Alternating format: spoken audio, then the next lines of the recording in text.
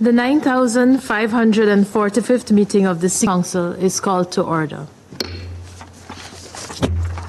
The provisional agenda for this meeting is Security Council Resolutions 1160 of 1998, 1199 of 1998, 1203 of 1998, 1239 of 1999, and 1244 of 1999. The agenda is adopted. In accordance with Rule 37 of the Council's Provisional Rules of Procedure, I invite the representative of Serbia to participate in this meeting. It is so decided. On behalf of the Council, I welcome His Excellency Mr. Aleksandar Vučić, President of the Republic of Serbia, and I request the protocol officer to escort him to his seat at the Council table.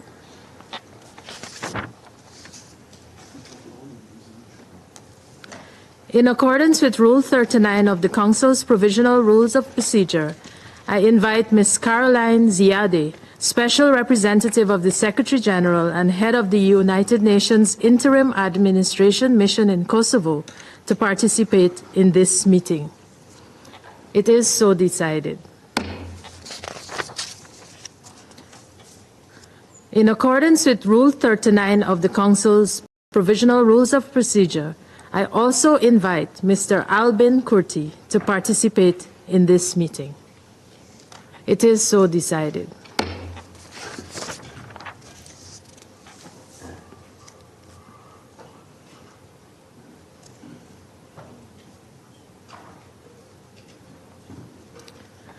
The Security Council will now begin its consideration of Item 2 of the agenda. I wish to draw to the attention of Council members to the document S/2024/134, a letter dated 5th February 2024 from the Permanent Representative of Serbia to the United Nations, addressed to the President of the Security Council. I now give the floor to Ms. Caroline Ziade. The Security Council will now begin its consideration of Item 2 of the agenda.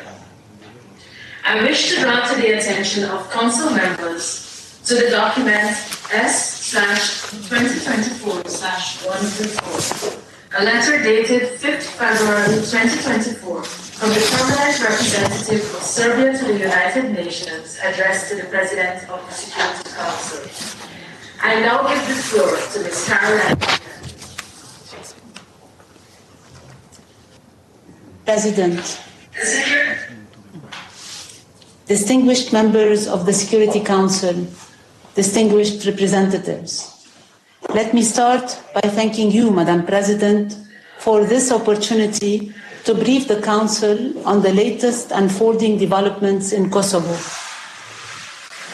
Almost 1 year ago, 2 agreements were reached in Brussels on 27th of February and in Ohrid on 18th of March, setting forth a pathway toward negotiations and mutual engagement. However, with disagreement on the sequencing of the implementation, progress was stalled. Subsequent developments, such as the by-elections in 4 municipalities in northern Kosovo, resulting in mayors elected by barely 3.47% of eligible voters, the ensuing clashes around those municipality buildings on the 29th of May that resulted in significant injuries to civilians and to 93 KFOR personnel, and the serious security incident in Banjska on the 24th of September, still under investigation, that led to fatalities, were serious setbacks.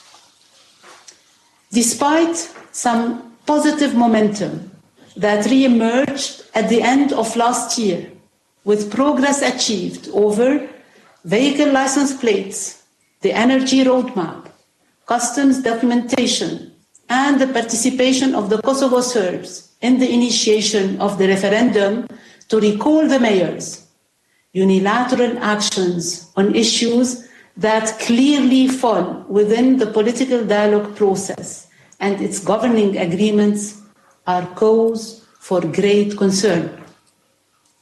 Regardless which side takes them and what justifications are provided, and in the absence of unambiguous public communications, such actions predictably exacerbate an environment of insecurity and mistrust. Madam President, recently, on the 27th of December 2023, the Central Board of Kosovo adopted a regulation and announced that, as of 1st of February 2024, the only currency allowed for cash transactions in Kosovo will be the euro. Limited public explanation was offered, despite the fact that since 1999, the dinar has served as the de facto primary currency for cash and commercial transactions in Kosovo's Serb majority areas. Tens of thousands of individuals are affected, as is the economy, which depends upon their purchasing power. More specifically, the regulation interrupts the payment to individuals employed by Serbian-funded institutions in Kosovo, certain agricultural and social welfare subsidies, and recipients of pensions, small and medium-scale businesses, health and education services, including childcare, will also be severely affected, as they have for long also used to receive their funds from Serbia. This decision, particularly as related to the short deadline of its entry into force and the affected individuals' future access to basic economic and social services, became a matter of concern for local communities and international interlocutors. Subsequently, and in response to the obvious concerns this has raised, the Kosovo authorities on the 6th of February announced a transitional period of 1 month for implementation, accompanied by a communications campaign. Yet, not all concerns seems to be addressed regarding the cash flow in dinars, as a cash transfer truck was prevented entry into Kosovo on the 7th of February, while 4 million dinars confiscated by the Kosovo police on the 3rd of February in Pejapeć municipality still awaits judicial and administrative actions. Madam President, as highlighted by many international partners, such issues under the Brussels Agreement in 2013 and 2015, in which the association community of Serb majority municipalities in Kosovo was decided upon. I would like to reiterate, Madam President, that actions, regardless of their legality and justification, must take into consideration their impact on affected population. Otherwise, such actions not only increase tensions, but also weaken the potential for lasting peace and security across all communities in Kosovo. In the spirit of conflict prevention, more should be done to win the hearts and minds of non-majority communities. Madam President, on 26th of January and 2nd of February, Kosovo police conducted operations targeting facilities used by the Serbian non-majority communities in the municipalities of Dragaš, Pejapeć, Kline Klina, and Istok Istok, as well as a community health center in Pristina. The Kosovo police announced that in all 4 municipal locations, various documents were seized, buildings were sealed, staff were taken into custody for questioning and later released. Also, during an earlier police operation in Pejapeć on the 2nd of January, a team of journalists from Gorac Debac, the only Kosovo Serbian media outlet in that region, reported being stopped and searched despite having presented valid press credentials. As you know, Madam President, UNMIC and our main partners place the highest importance upon ensuring the freedom of the media and the freedom of expression at all times. Madam President, neither the Central Bank of Kosovo's news regulations nor these recent Kosovo police operations have contributed to de-escalation as repeatedly called for by international interlocutors. In that regard, I cannot overstate the critical deterrent role KFOR continues to play on the ground today.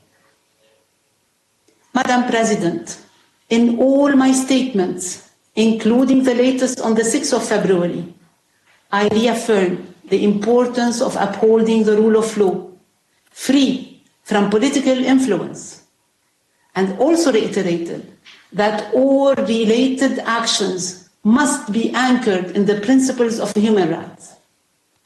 I will continue to call on both Pristina and Belgrade to engage actively and in good faith in the EU-facilitated dialogue as the venue for tackling the most sensitive policy issues that affect the communities. It is crucial that efforts towards negotiated and mutually accepted solutions do not falter. Continuous effort to build greater mutual trust and respect are the only viable path to stability, prosperity, and security.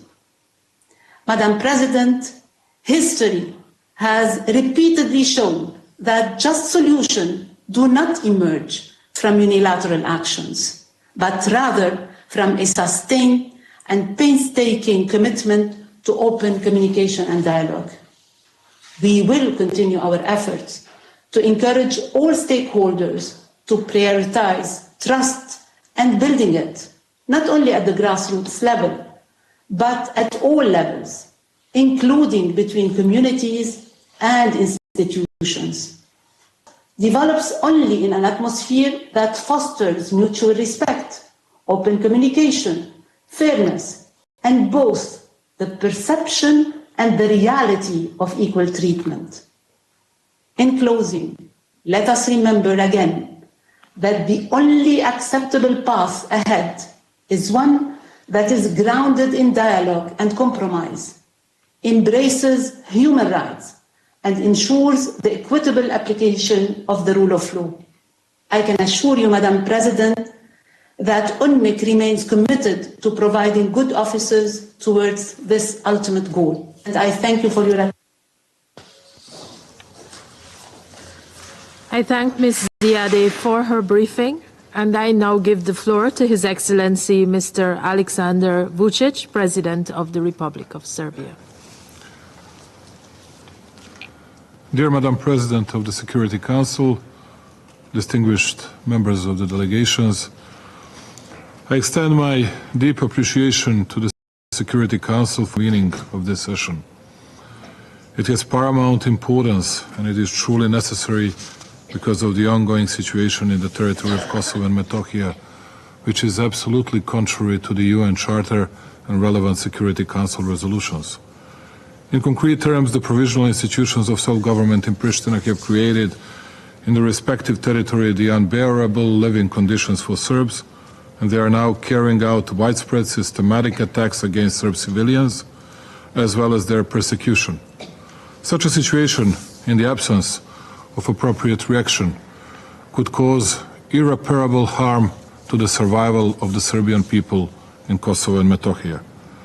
At a Security Council session dedicated to the 6-month UNMIC report, the Republic of Serbia regularly informs this Council and the international public of the ongoing situation, and particularly of the very difficult position of Serbian and other non-Albanian population in Kosovo and Metohija. The Republic of Serbia asked for this extraordinary session of the Security Council precisely because current events and Pristina's activities are of such nature that they can cause the irreparable harm also into period until the convening of the session that would be dedicated to the 6-month UNMIC report. Direct occasion for which we asked for this session is recent move of the so-called Kosovo Central Bank, by which payment transactions with the Serbian currency dinar is banned in the territory of Kosovo and Metohija as of 1st February. Having done this, the so-called leadership's continuous set of attacks against Serbs and other non-Albanian population in Kosovo and Metohija culminated being that their survival in the territory of southern Serbian province depends to a large extent directly on dinar assets coming first and foremost from the budget of the Republic of Serbia. Data that the Republic of Serbia pays 60,946 salaries and pensions from its budget in dinars, 2,430 student tuitions, and that it finances soup kitchens that meet basic needs of approximately 2,000 socially most vulnerable citizens, illustrate that this measure is an attack, first of all against the Serbian population, and that it makes the situation in the territory of Kosovo and Metohija difficult.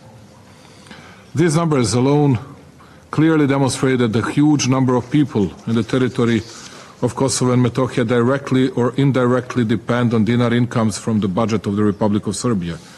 Due to that, it is obvious that the ban of dinar payment transactions, i.e. decision to abolish dinar, as though deprives a huge number of people of their basic personal means of living. Additionally, one should have in mind that around 6,794 Serbian and non-Albanian farms in the territory of Kosovo and Metohija depend directly on dinar subsidies from the Republic of Serbia, while the survival of 922 business entities owned by the Serbs in Kosovo and Metohija, which are directly dependent on payment transactions, is no longer operationally viable or possible. To sum up, with a decision to ban dinar payment transactions, Prishtina's regime directly disables any operation of all medical, educational, social, cultural and other institutions that enable Serbs to provide themselves and their families with basic provisions, to have education, to get medical treatment, buy medications and do everything that is considered to be ordinary life with a minimum of human dignity.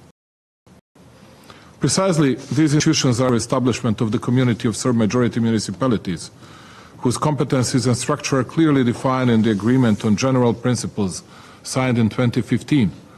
Article 17, Item D of this agreement defines clearly that Serbia has the right to finance this CSM, among other things, education and healthcare, within this agreed institutional framework of Serb-majority municipalities in Kosovo and Metohija. Any prevention of financing Serbian schools, kindergartens, faculties, hospitals and infirmaries is a direct blow to both survival of Serbs and to the establishment of the CSM. However, it is obvious that precisely creation of unbearable living conditions and depriving the Serbs of the possibility of survival is the only objective of the regime in Pristina, which through the respective act of structural violence intensifies years-long, well-planned and systematic attack against Serbian population, and by which open persecution of Serbs from Kosovo and Metohija has begun. I shall disfigure with facts the complete absence of any grounds of the argumentation of the regime in Pristina, claiming that a measure to abolish dinar and introduction of euro as the only legal tender has been taken solely with the purpose of providing alleged rule of law. Please bear in mind that the so-called Kosovo Albanian leadership uses the term rule of law solely to harm Serbs and Serbian Orthodox Church. It is so widespread and drastic, usual practice, that provisional institutions of self-government have been publicly and openly denying for 8 years to deliver on final decision of their own Supreme Court on giving back the land that is owned by the Serbian Orthodox monastery Visoki Dečani. If we have in mind that this is how Pristina refers to the implementation of the principal law in case of the UNESCO World Cultural Heritage, which is under 24/7 protection of KFOR and purely Albanian inhabited environment, and which is inhabited by the Serbian Orthodox Church monks, I believe it is clear what kind of conditions ordinary Serbian population is subjected to by Pristina, and they are also the subject of the so-called declarative protection of the Pristina's alleged rule of law. In the context of Pristina's so-called rule of law that the Serbs are subjected to, allow me to mention another illustrative example. So-called judiciary, which has been massively persecuting Serbs in Kosovo and Metohija and potential Serbian returnees under the false accusations of war and other crimes, simply made a decision that member of illegal so-called Kosovo security forces Azem Kurtaj, who on Christmas Eve 2023 had shot from his service gun Serb child Stefan Stojanovic, 11 years old, and his cousin Miloš, 21 years old, should be released pending trial, but not to defend himself from accusation for obvious attempted murder of a child, but for an offense that is equivalent to provoking public danger, like when someone, let's say, throws firecrackers for the New Year's Eve. In that regard, one must keep in mind that this is only one out of even 470 unpunished, technically motivated attacks against Serbs, Serbian Orthodox Church and their property since 2021, since the so-called Kosovo Albania leadership is led by Albin Kurti, who is now at the forefront of persecution of Serbs.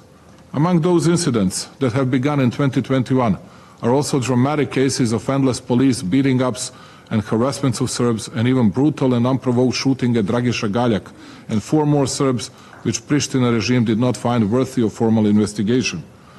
Just as a comparison, for the entire 9 years prior to Kurti's coming to power in 2021, there had been totally 669 registered such ethnically motivated attacks, which is an increase of 300%.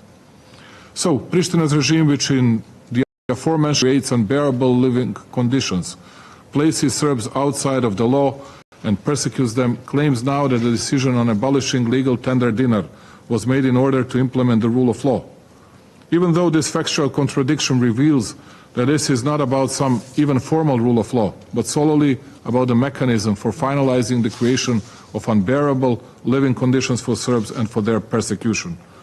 I will point out to another indisputable fact. It seems indisputable that euro was introduced in the territory of Kosovo and Metohija as the only legal tender in an obviously illegal way, because it was done by the unilateral decision of the political leadership in Pristina. It is undisputable not only due to the fact that dinar is the legal tender in the Republic of Serbia and therefore it cannot be banned in Kosovo and Metohija as the part of the territory of the Republic of Serbia, which is placed under international administration by UN Security Council Resolution 1244. This dangerous measure of the regime in Pristina was taken illegally also because euro is the legal international currency issued by the European Central Bank. Due to that, it is obvious that Pristina leadership resorted to illegal use of euro, which is said in publicly available information of the European Union and the European Central Bank, which says on its official web presentation that the so-called Kosovo quotation adopted the euro unilaterally in 2002 and have since used it as their de facto currency. This means that the euro is not legal tender there, but is treated as such by the population. Therefore, imposing the euro in this case was undeniably done not for the purpose of any rule of law, but without any legal basis and appropriate arrangements with the European Union, and only and exclusively for the purpose of completing the creation of unbearable living conditions for Serbs and their expulsion from Kosovo and Metohija. We emphasize once again that the decision to abolish the circulation of the dinar, i.e. the abolition of the dinar as a legal means of payment in the territory of Kosovo and Metohija, is only one in a series of planned, well-organized, long-implemented and systematic measures of Pristina which attack the Serbian population above all and whose ultimate goal is to finally create unbearable living conditions and expel Serbs from the territory. The difficult situation in the territory of Kosovo and Metohija, especially the position of the Serb population, drastically deteriorated after the April elections in 4 municipalities in the north of Kosovo and Metohija. After the political representatives of the majority Serb population in those municipalities, due to increased repression and political disenfranchisement, left the provisional institutions of self-government at the request of their voters, additional pressures and attacks by Pristina on the Serbian people followed. With the constant structural and physical violence of armed formations composed almost exclusively of Albanians, Pristina, contrary to the will of the Serbs, called and held elections in these 4 municipalities. For clear and justified reason, the Serbs boycotted these elections. More than 97% of the inhabitants of the north of Kosovo and Metohija are Serbs, so only 0.029 of the total number of Serbs and only slightly more than 3% of the total number of registered voters turned out for these so-called. The elections were held in completely undemocratic conditions and illegitimate Albanian mayors, forcibly occupied local self-governments with the help of personnel of the alleged special police, that is, members of very well-equipped Albanian armed formations. This was followed by the removal of the symbols of Serbia and displaying the designations of the so-called Kosovo. Serbs who until then worked in local self-governments were forbidden to access their workplaces, and the municipal facilities themselves were fenced off and surrounded by barbed wire. Such a situation led to peaceful protests by Serbs, to which Albanian armed groups responded by injuring more than 50 Serbs on 29th of May alone. In that course of events, there was also tragic and reprehensible wounding of KFOR personnel members that, for reasons incomprehensible to us, intentionally or unintentionally practically enabled the realization of Albin Kurti's goals. In those events, 4 Serbs were wounded from firearms, and 1 participant of the protest, Dragiša Galjak, was shot in the back from the automatic weapons. As we have already mentioned, no members of Pristina's armed formations were processed for this violence against the Serbs. After the respective developments, the US Secretary of State, the EU High Representative Borrell, and NATO Secretary General Stoltenberg, as well as almost all international officials, were clearly and directly accusing Pristina of escalation in the ground. No doubt that was done by Russian, Chinese, and all the other officials that have never recognized Kosovo's independence. In spite of that, at the European Political Community meeting in Chisinau, I was asked to call the Serbs to sign the petition for replacement of Albanian mayors in Serb-majority municipalities in the north by President Macron and Chancellor Scholz. I told them not to push Serbs, who were under brutal repression, to sign the petition and not to humiliate them by them. I told them that the respective position made no sense, because it is obvious that nobody anywhere in Europe can be legally and legitimately in power if elected with 3% of votes of total numbers of voters. In this case, this is how Albanians were elected in environments where Serbs make 97% of population. Unfortunately, nobody wanted to listen to that and help ending Kurti's crimes. Instead of asking unconditional de-escalation from Pristina, they asked Serbs to unconditionally take part in new elections that Kurti had no intention of organizing and enabling. Additionally, they asked Serbia to lower the level of combat alert of armed forces and reduce the number of soldiers close to administrative line to the usual level, without being previously informed that in that moment there were even less Serbian soldiers than it usually was the case. We had almost immediately met the requests, while Pristina was allegedly sanctioned with the introduction of measures under which it is being equipped by modern weapons by those who imposed measures against it. In the first place, when we asked which international legal document envisages existence of any other armed formation in Kosovo and Metohija apart from KFOR, and according to which document they supply those illegal Albanian formations with weapons, the answer we get is that those who do the respective are powerful, that they recognize the so-called independence of Kosovo, that they do not care about the UN Security Council Resolution 1244 and the UN Charter, and that they can do whatever they please. Those who are supplying weapons to illegal armed formation of Kosovo Albanians do not stop talking about the territorial integrity of Ukraine. We don't mind that. But we do mind that in the place it is only the territorial integrity of the Republic of Serbia and Kosovo and Metohija that is not respected, and that is being undermined and violated, and the respective is explicitly guaranteed by the UN Security Council Resolution 1244 and the UN Charter. Due to all the aforementioned, it is logical that many months of Belgrade's efforts to find a solution to this problem in cooperation with the international community were not fruitful. Although it is a fact that the international community marked Pristina as the sole culprit for this escalation, Pristina basically did not face serious consequences for its actions. But the terror against the Serbian population has intensified, which includes, among other things, physical attacks on Serbs, the shutdown of their institutions and attacks on their property and the private property of the Serbian Orthodox Church. This is quantitatively confirmed by the data that in 2023, 179 ethnically motivated attacks on Serbs were recorded, while as many as 21 such attacks have already been recorded since the beginning of this year. This is a case of institutionalized physical and structural violence, which is accompanied by the incursions of Albanian armed groups into institutions financed by the Republic of Serbia and their shutdown, attacks on shipments of money intended for the payment of salaries, pensions, scholarships and social benefits, then by arrests and harassment of healthcare and postal workers who in a lawful and the same way as in the previous quarter of a century transparently try to deliver money to those whom it belongs, and also by many other acts of violence.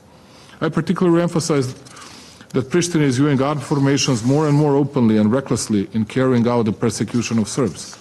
Those formations are composed exclusively of Kosovo Albanians, and their existence on the territory of Kosovo and Metohija is undeniably illegal and contrary to the UN Security Council Resolution 1244. Since November 2022, various such armed formations have used illegal and disproportionate force against the Serbian population 98 times, of which 83 times in the area of the north of Kosovo and Metohija. Using the mechanisms of provisional institutions in the period since November 2022, they carried out 38 incursions into the north of Kosovo and Metohija, and with the illegal expropriation of land privately owned by Serbs and Serbian Orthodox Church, established a continuous presence in this area where Serbs make more than 97% of the population. Those armed groups also carry out arbitrary arrests of prominent Serbian individuals in that region and other known forms of physical and institutional violence against the Serbian population. Among other things, they carry out acts of mass intimidation of the Serbian population through, number one, obstructing the freedom of movement of Serbs through reasonless stops, humiliating treatment, beatings, and even other violent acts at illegally established armed checkpoints and all other locations in the entire north. Two, unjustifiably opening fire and the almost constant presence of armored fighting vehicles in peaceful urban areas. Three, illegal expropriation of land privately owned by Serbs, which they then used to build new military facilities in that area. Four, adopting decisions on confiscation of buildings owned by Serbian institutions which have been the owners of those facilities for more than 1 century. Five, the violent seizure of the property of the Serbian Orthodox Church, thus violating the special protection zones around the Serbian Orthodox Church facilities.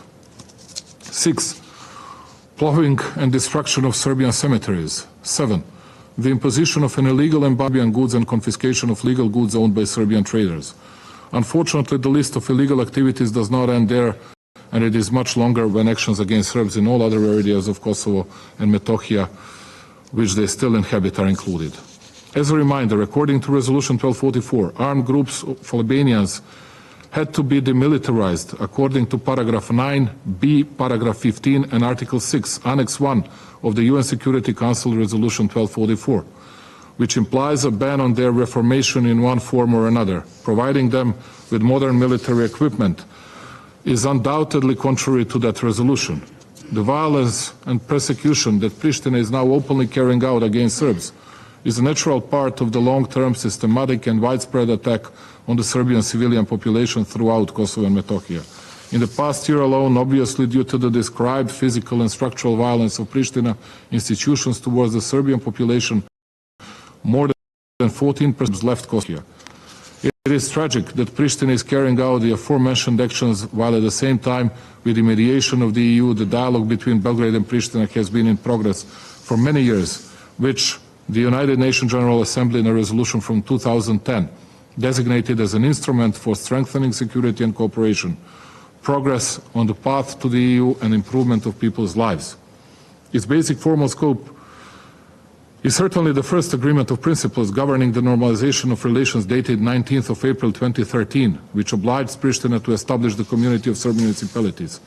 Its formation in accordance with the agreement from 2013 and 2015, which Pristina persistently refuses to implement, would create a sphere in which Serbs would have at least a chance for a dignified life and protection from persecution and violence. That is why, in the conditions of the ongoing persecution of Serbs, it became quite clear why Pristina refused to fulfill the obligation to form the community of Serb municipalities. Instead of creating conditions for the survival of Serbs in the territory of Kosovo and Metohija, we are witnessing well-planned, systematic and widespread measures that deliberately create unbearable living conditions and persecute Serbs, thus render physical survival of the Serb population on the territory of Kosovo and Metohija impossible. And what we speak about here is not about wonky dialogue, but full legalism from Pristina's side. The current situation in the territory of Kosovo and Metohija is of such nature that it undoubtedly leads to the deterioration of the situation, international friction, and the emergence of disputes that pose a threat to international peace and security, since the political leadership of the Kosovo Albanians carries out systematic and widespread attacks attacks against the Serbian population. In order to respond in advance to today's already inappropriate calls for restraint and responsibility by both parties, which unfortunately has become a kind of mantra in the statements of international actors on the situation in Kosovo and Metohija, it seems necessary to point to the policy of the Republic of Serbia, which is based on UN Charter, and when it comes to the situation on the territory of Kosovo and Metohija, on the strict respect for the resolutions of the Security Council. Serbia opposes all factors of instability and strives to be a solid pillar of stability in the Western Balkans region. For years, Serbia has been attracting record amounts of foreign direct investments, greater than the rest of the region's countries combined. Serbia's development plans are very ambitious. In 2027, we will host the Expo exhibition, having a particular impact on the development strategy, which has been worked out in detail throughout, plan with the colorful name Leap into the Future. The very fact that Serbia, as a responsible country and a constructive international actor, addressed the UN Security Council, refraining so far from any unilateral response to the actions of Pristina. I believe that it is not in anyone's interest that in a world where too many hotspots have already been opened, the Balkans will once again become a zone of instability due to the blind and senseless hatred of the Pristina regime towards the Serbs living in Kosovo and Metohija. I hope that after today's meeting, even those members of the UN Security Council who recognize the illegal unilaterally declared independence of the southern Serbian province will understand that Pristina's latest moves are not just an attempt to consolidate something that a significant majority of UN members, including Serbia, do not recognize as a state, but to endanger and violate the peace. Pristina's attempt to implement the abolition of dinar payment transactions and remove the dinar as a means of payment is nothing more than another in a series of acts of persecution and a systematic and widespread attack on the Serbian population, in one word, a crime against humanity. I also take this opportunity to thank all of the officials from the United States and EU and all our traditional friends from the East for reacting to Pristina's latest escalating moves with statements of condemnation. However, the recent seizure in Pristina of money intended for pensions and social benefits for Serbs, as well as the arrest and criminal prosecution of people who transferred that money in a completely transparent and legal manner, as in all years during the past quarter of century, proves that the statements given were clearly not enough means to persuade Pristina to immediately end the persecution of the Serbs and turn away from attempts to destabilize the region. I'm not even sure that the request of certain international actors to postpone the implementation of the regulation is the right way, because in that way Pristina is actually indirectly encouraged to continue making unilateral decisions with the technical procedural requirement that it just be more careful in choosing the moment and the manner of implementing those unilateral moves. The solution to this crisis, as well as to all other crises that Pristina has produced in the past period, can only be a clear order to immediately stop all the mentioned measures which deliberately create unbearable living conditions and carry out the persecution of Serbs, as well as decisive discouragement and preventing Pristina from resorting to any unilateral moves in the future concerning the Serbian people in Kosovo and Metohija. In this context, we ask the Security Council not to lose sight of the fact that in 2022 the Republic of Serbia, due to the described threat to the safety and survival of Serbs by armed Albanian formations, sent a request to the commander of KFOR that in accordance with Resolution 1244 and the military technical agreement from Kumanovo, enabled the return of the agreed number of Serbian security personnel who would assist international forces in protecting the Serbian population. Although the aforementioned international legal documents clearly provide for the obligation of the KFOR commander to enable such a return, this did not happen. The Republic of Serbia therefore calls on the Security Council, international organizations and countries that can influence the resolution of the crisis to take urgent and decisive measures with the aim of normalizing the situation in Kosovo and Metohija, preventing further persecution of Serbs, and creating conditions for the resumption of a meaningful dialogue between Belgrade and Pristina in accordance with the UN Charter and UN Security Council resolutions 1160, 1199, 1203, 1239 and 1244. The Republic of Serbia, for its part, will implement all agreements and undertake all necessary measures in accordance with the UN Charter and relevant resolutions of the UN Security Council. In closing, I want to thank all of you, dear representatives of the Security Council members. particularly those countries who strictly observe the UN Charter and the principles that international law is founded on, as well as all of you who showed readiness to listen to me and hear what Serbia has to say regarding the issue of Kosovo and Metohija and the necessity of protection of Serbian people from persecution carried out by provisional institutions of self-government in Pristina, which may bring to irreparable harm and that all of us together must avoid in the interest of preservation of life, peace and stability. Thank you, Madam President, once again. I thank His Excellency Mr. Vučić for his statement, and I now give the floor to Mr. Albin Kurti. Thank you, Madam President. Distinguished members of the Security Council, there is a deep and uncomfortable irony and, frankly, a dystopian feeling in responding to false allegations of human rights abuses made by a country known to have committed the last genocide of the 20th century, and a government that is currently one of the biggest authoritarian threats to regional peace and security. This very Security Council established the ICTY in 1993 because of horrific crimes and grave breaches of the Geneva Conventions. The Serbian government throughout the 90s ordered, planned and committed murder, torture, mutilation and rape, committing genocide in Srebrenica and in Kosovo. Feminist legal scholars have extensively shown how rape was used as a tool of war. The brutality of what was committed changed international human rights law forever. Out of this misery, Kosovo emerged from the war as a symbol of the fight for dignity and the triumph of human rights. And we did not grow bitter. We have built ourselves into a forward-facing, multicultural and multi-ethnic republic, and a growing and robust democratic state. 16 years after independence and a quarter century after war and devastation, today we stand tall and proud. A republic for all, a multi-ethnic society of all. Our government's dedication to democracy, rule of law and human rights has bolstered both our economy and internal unity. Since the NATO intervention, we've actively engaged with numerous international allies to establish democratic and efficient institutions.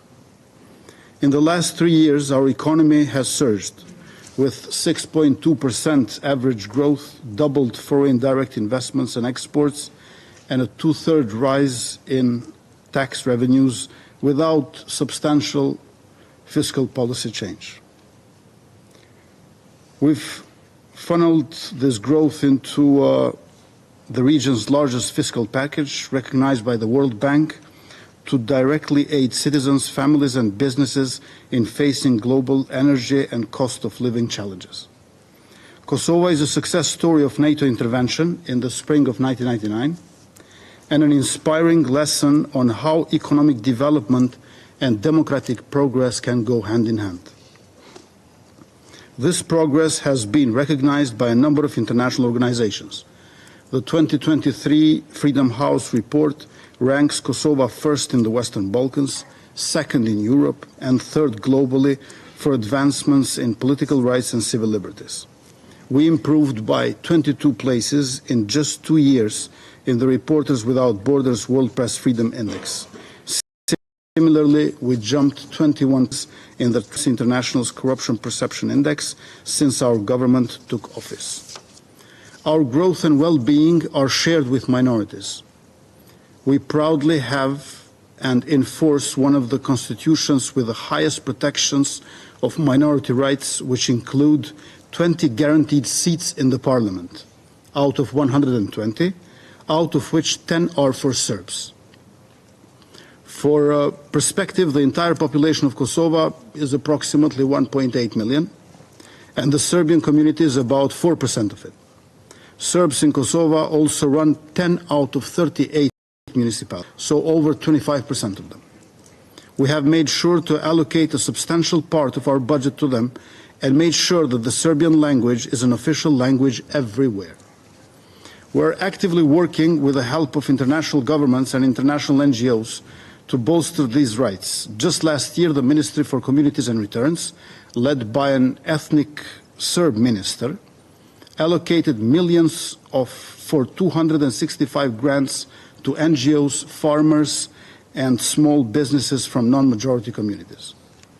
The majority of these funds went to Kosovo Serbs. This month, we're launching a new initiative to support employment for up to 2,000 residents of the 4 northern municipalities. This effort will be facilitated by our newly established employment agency office at the municipality of Leposavić, a Serbian majority municipality. The Ministry of Finance Kosovo's Generation Unlimited program provides paid internships for youth, awarded also to the Kosovo Serb youth. Our energy efficiency program subsidizes energy-efficient home heating equipment, with 17% of subsidies benefiting non-majority communities, including Kosovo Serbs.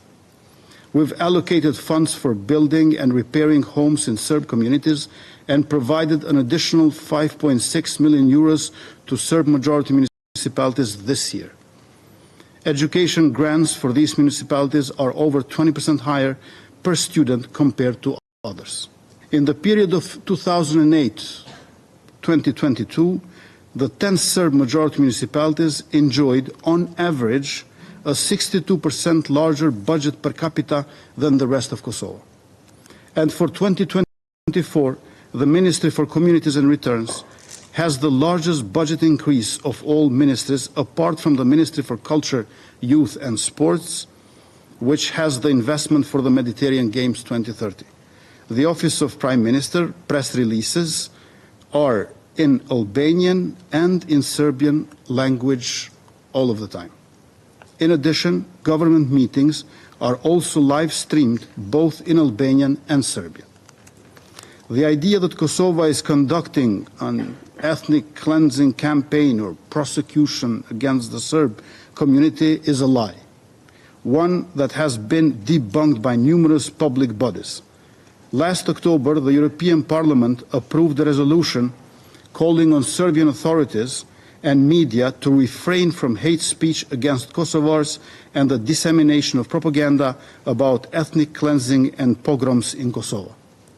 Last year, the Helsinki Committee for Human Rights detailed how the Serbian government intentionally spreads fear regarding the false endangerment of Serbs in Kosovo in order to radicalize society and to create a toxic atmosphere in which an agreement with Kosovo would be rejected. The false claims have also been disproven by the European Stability Initiative, a think tank based in Berlin and Vienna that obtained documents directly from official Serbian institutions. Their official statistics on state health insurance, enrollments in schools, pension recipients, the birth rates in hospitals prove that the percentage of Serbs leaving Kosovo corresponds to that of those leaving Serbia. Therefore, Serbs who leave Kosovo, just as those who leave Serbia, do so to pursue opportunities in Western Europe, not to flee some fictional ethnic cleansing campaign. Instead, let's focus on Serbia's treatment of its ethnic Albanian population today, an ethnic cleansing campaign carried out administratively. The Serbian government has systematically removed over 4,200 ethnic Albanians from the civil registry in Medveđa and over 2,000 in Bujanos. This erasure has tangible consequences. Victims lose access to IDs, passports, medical services, social assistance, vehicle registration, property transactions, pensions, and voting rights, leaving them stateless. This discriminatory targeting constitutes a method of depopulation against the Albanian community in Serbia. Ethnic Albanian citizens are far from being the only target of Serbia's authoritarian regime. On the 2nd of January of this year, The Guardian's editorial board described the state of politics there as state capture.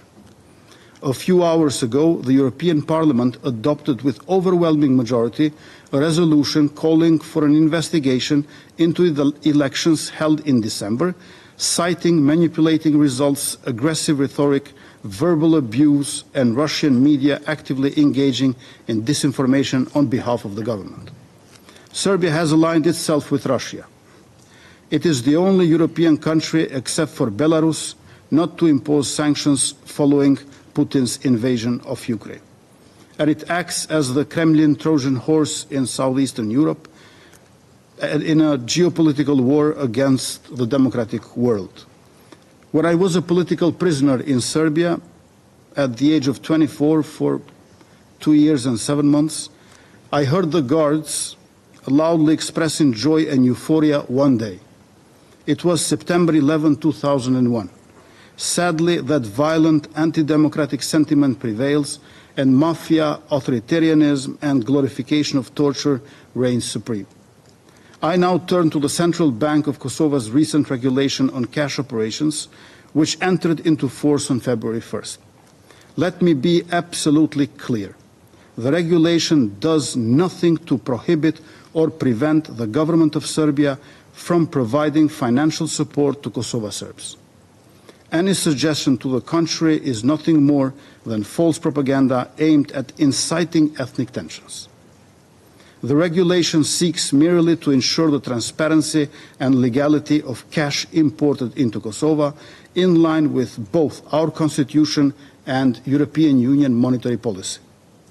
The very same rules apply to all cash imports from any country, in any currency.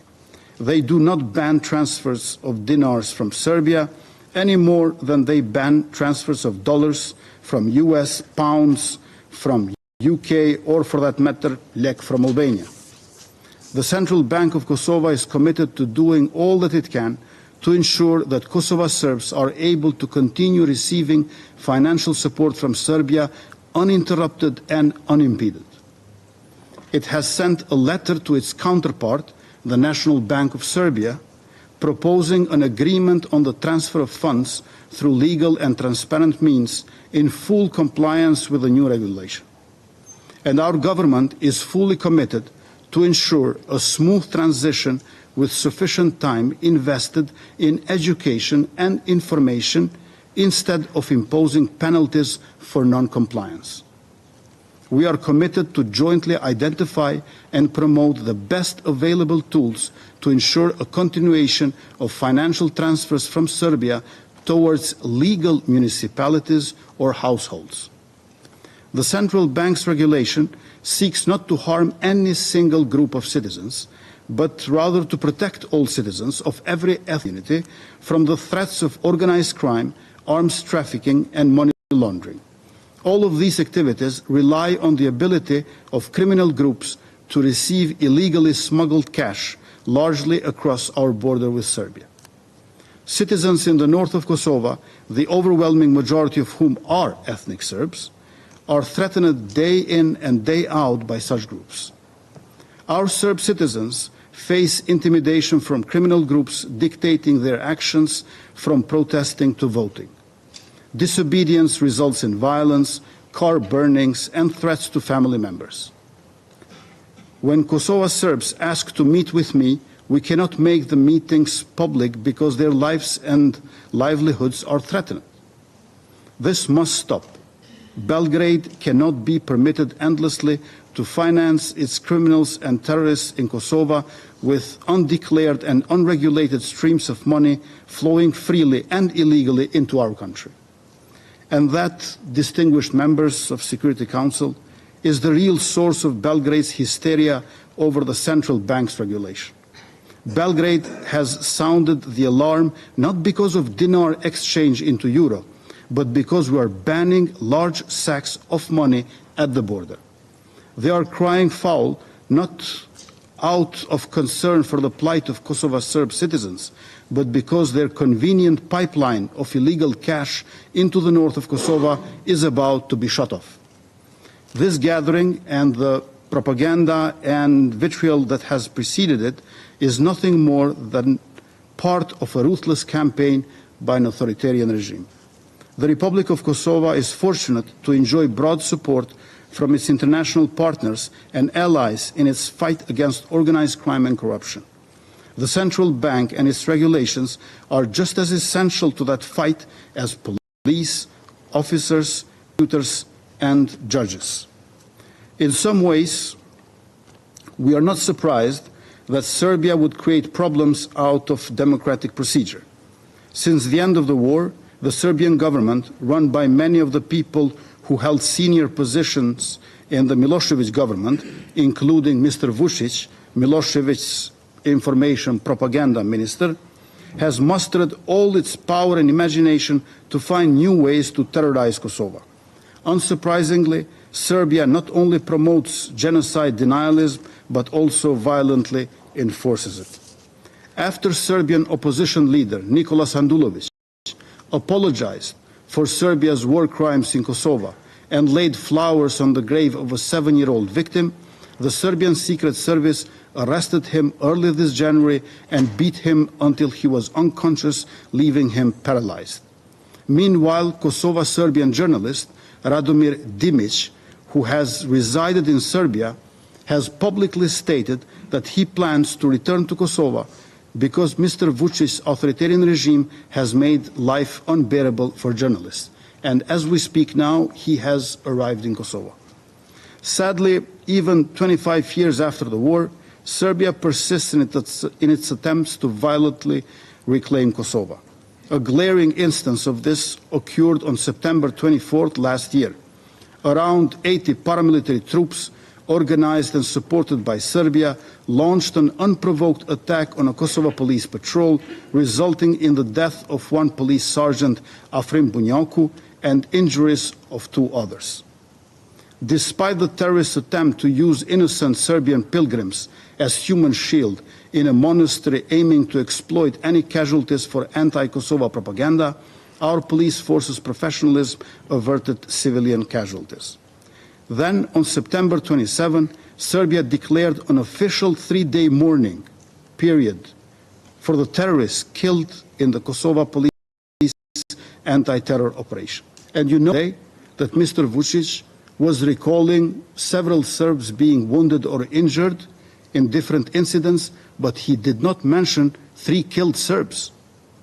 Why he did not mention them? Because he knows that they were terrorists which were financed, supported, orchestrated by him. That's why the 3 killed Serbs were not mentioned at all. And on September 29th, the White House National Security Council drew the world's attention to an unprecedented deployment of Serbian tanks and heavy artillery along the Kosovo-Serbia border. Only after US and other international pressure did Serbia finally draw down its forces. Meanwhile, Kosovo police discovered a disturbing set of documents left behind by the terrorists in their hasty retreat back to Serbia. The documents show that the September 24 attack had been part of a larger plan to violently annex the north of Kosovo via a coordinated assault on 37 distinct positions. A corridor was then to be established to enable a continuous supply of arms and troops from Serbia. In the subsequent months, Serbia has rejected international calls to extradite the terrorists to Kosovo or otherwise hold them accountable.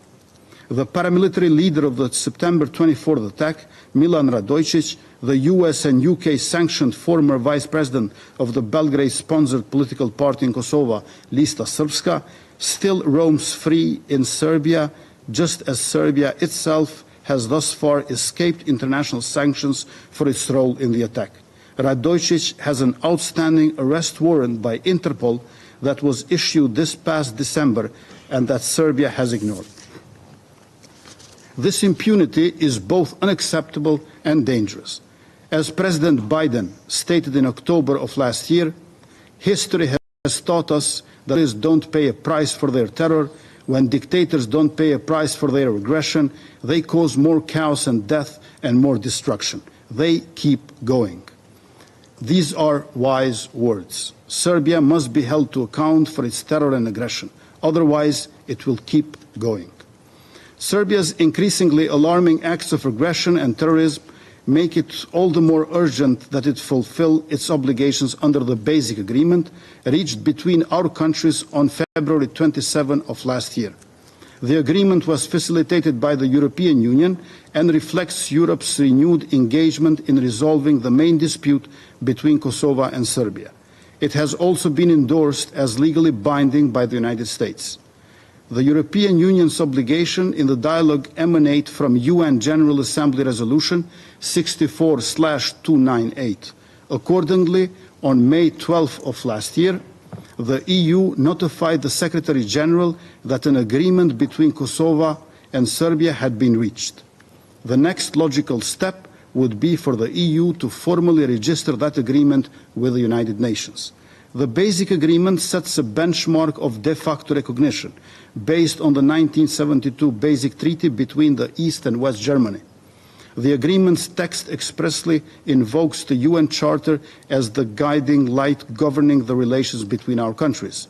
It imposes on parties a number of obligations, including to good nations as specified in Article 1, to engage with one another on the basis of sovereign equality and to respect one another's territorial integrity as specified in Article 2, to refrain from the threat or use of force as specified in Article 3, and Serbia's obligation not to object to Kosovo's membership in any international organizations as specified in Article 4.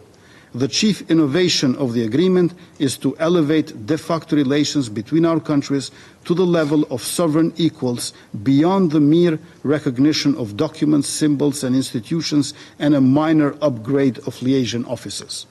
Unfortunately, nearly a year after the agreement was reached, Serbia seems to be suffering from a severe case of remorse. Its Prime Minister, Madam Ana Brnabić, sent a letter to the EU on December 13, stating that the agreement isn't legally binding. Serbia also rejects two key obligations: not to object to Kosovo's international membership and not to respect its territorial integrity. This refusal, particularly the latter, suggests a willingness to retain the option of invading Kosovo. Against this background, signing the agreement is not a mere formality. It's the only guarantee for its full and unconditional implementation, Kosovo's national security and regional peace. Despite my repeated offers, Mr. Vučić has refused to sign. I invite him, present at this meeting, to sign here and now, emphasizing the UN Charter's crucial role in our agreement and relations.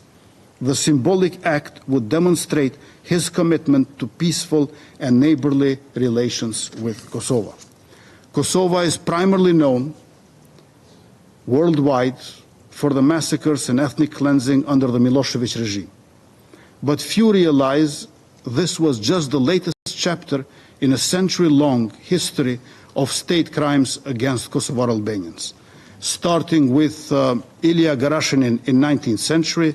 Leading Serbian figures devised 24 plans for the deportation or extermination of Kosovo Albanians. Our people's history represents one of the greatest, yet internationally unrecognized anti-colonial struggles of the 20th century. While the genocide in the 90s marked a climax, our oppression began long before and resonates with citizens across many nations. Acknowledging the painful history of oppression and violence endured by our people, we are committed to safeguarding the rights of all individuals. Our past experiences have instilled in us a profound desire to create a safe and inclusive environment for everyone. As a nation that has overcome immense adversity, we aspire to serve as a beacon of solidarity and respect for human rights. Thank you. I thank Mr. Kurti for his statement, and I now give the floor to those council members who wish to make statements. I give the floor to the representative of the Russian Federation. Спасибо, госпожа председатель. Признательный спецпредставителю Генсекретаря Каролин Зияде за брифинг о ситуации в Косово и предоставленную информацию. Приветствуем участие в сегодняшнем заседании президента Сербии Александра Вучича. Выслушали мнение господина Курти. Признательны Гаянскому председательству за оперативный созыв по просьбе Сербии и России заседания Совета Безопасности ООН по Косово. К сожалению, горячие точки в Газе из которой Израиль всеми силами пытается выдавить палестинцев, в ближайшее время рискует добавиться еще одна на Балканах, где аналогичным образом, создавая чудовищные факты на земле, действуют косовские власти в отношении этнических сербов, которых господин Курти только что в этом зале назвал преступниками и террористами. Острота проблемы уже достигла таких масштабов, что над сербским населением Косовского автономного края нависла прямая угроза физического выживания. В стремлении установить тотальный контроль над севером Косово и избавиться от неалбанского населения, приштинские власти устроили настоящий антисербский террор. Задача очевидна – создать невыносимые условия жизни для косовских сербов, чтобы заставить их навсегда покинуть свои исконные дома. Скажу прямо, под самым носом у наших американских и европейских коллег, потакающих Приштине, сегодня в Косово и Метохии проводится политика, которая вызывает леденящую душу ассоциации с самой настоящей этнической чисткой, и которую западные самопровозглашенные защитники универсальных прав человека всеми силами пытаются не замечать. Используется одновременно множество способов изгнания неугодных косовскому режиму граждан. В частности, продолжается зловредная деятельность приштинских ставленников во главе 4 муниципалитетов. Сохраняется эмбарго на импорт сербских товаров. В итоге, за минувший год, как мы только что услышали от президента Сербии, край покинуло более 14% сербов. Непосредственным же поводом для созыва сегодняшнего заседания стало незаконное решение Приштины запретить хождение в крае сербского динара. Этот преступный и вероломный шаг делает жизнь простых граждан практически невыносимой, так как около 100 тысяч неалбанцев могут остаться без пенсий, стипендий и зарплат. Не говоря уже о том, что под угрозу поставлено функционирование гуманитарных учреждений, включая детские сады, больницы, школы, торговые компании, промышленные предприятия. As a result, what we have is a direct risk that there will be a new outbreak of violence in the Balkans. We are convinced that under these conditions, the Security Council must rein in the Kosovo leaders who are trying to, without any justification for that, turn the dialogue with Belgrade into a tool for settling status issues, contrary to the provisions of Security Council Resolutions 2044, which confirms the sovereignty of Serbia over Kosovo and Metohija. Madam President, the atmosphere of hatred, which is at a critically high level in Kosovo, is being expressed in hostile rhetoric and intimidation on the part of Pristina special forces, regular attacks against Serbs, their property, is systematic acts of vandalism against Orthodox sacred places. There are gross violations of the electoral rights of non-Albanian citizens, their properties being illegally expropriated. Serbian companies and administrative and municipal structures are being drawn down by force. A heightening of psychological pressure is taking place. For example, in 2023 alone, 178 ethnically motivated attacks against Serbs and their property were committed. There's a campaign now to usurp and Albanize the Serbian cultural heritage. The history of Kosovo and Metohija is being rewritten. Churches are being taken over. Old Orthodox places of worship are being named Catholic. And the traces of long presence of Serbs on that land are being erased. In December last year, for example, Pristina, once again, without any consultations with the Serbian Orthodox Church, named 2 Middle Eastern Orthodox churches in the North Catholic and started their supposedly repairs. Another egregious instance was this January. The Kosovo Albanians organized a hostile takeover of the Hostan, Our Lady of Hostan Monastery of 13th century on the west of the province. Another shocking thing is a consistent stance by the provisional institutions of self-government in Pristina to sabotage the implementation of their key and essentially the only commitment they undertook almost 11 years ago in the course of the dialogue with Serbia, conducted with EU mediation. I refer to the commitment by Pristina to create within Kosovo and Metohija of a community of Serb majority municipalities.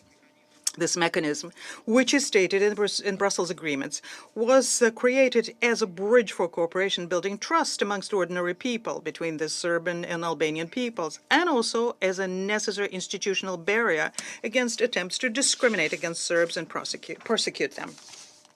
It is also very difficult not to notice that in Kosovo, there's a domination of Kosovo armed groups. They're dominated by Kosovo Albanians, and their very existence is a violation of Resolution 1244. In line with that resolution, these groups have to be demilitarized, which means that there is a ban on their being reconstituted in any way, shape, or form. In actual fact, what we're seeing in the province is true lawlessness. Serbs are being deprived of their legal right to vote at the Serbian referendum and elections in 2023.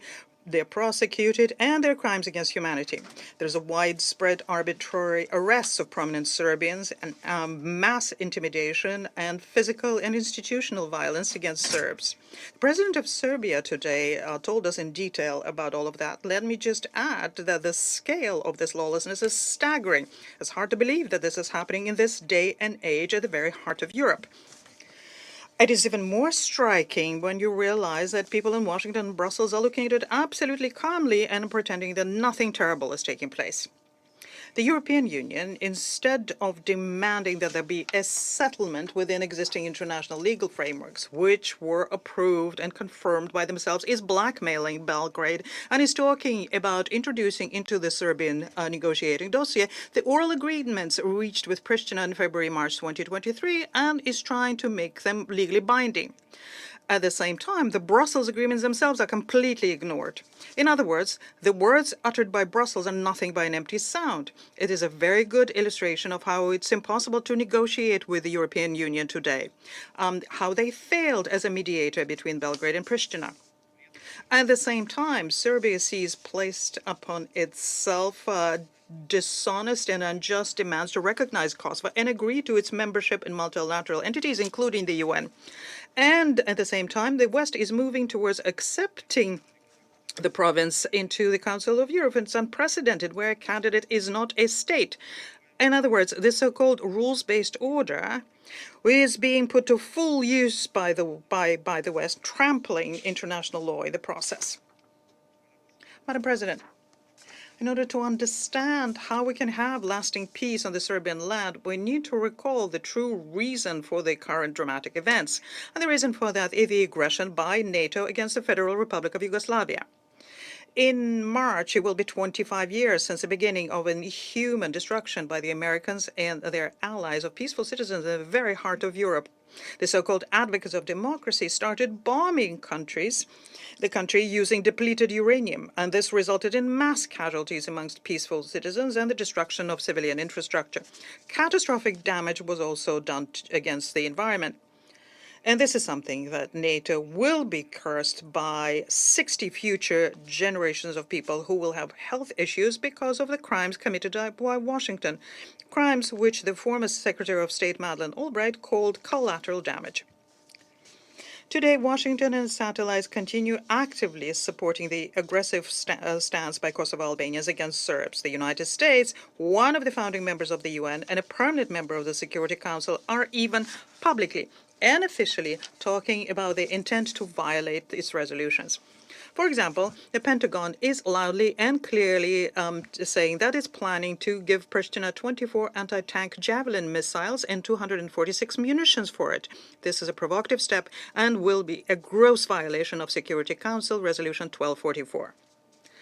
Inspired by Washington, Kosovo Albanians today are already openly saying that Kosovo, as it exists today, is just and I quote, a temporary project towards unification with Albania, end of quote. At the same time, they are announcing a rearming of the Kosovo so-called policemen and introducing by 2028 a mandatory military service in the province. As we all know, such steps within the framework of the transforming the so-called Kosovo security forces into an army would also be a violation of Security Council Resolution 1244. We must state here that in addition to what I said just now, we also have our own questions to what is being done by Pristina. But we think it would be more appropriate to discuss them in the course of the April meeting of Security Council on the activity of the United Nations Interim Administration Mission in Kosovo. The work done by this mission is very much needed under these difficult conditions, and this means that they need to keep or probably increase their personnel and funding. We call upon Security Council members to take urgent measures to protect the Kosovo Serbs and demand that Pristina stop their persecution, including ending all discriminatory measures against them.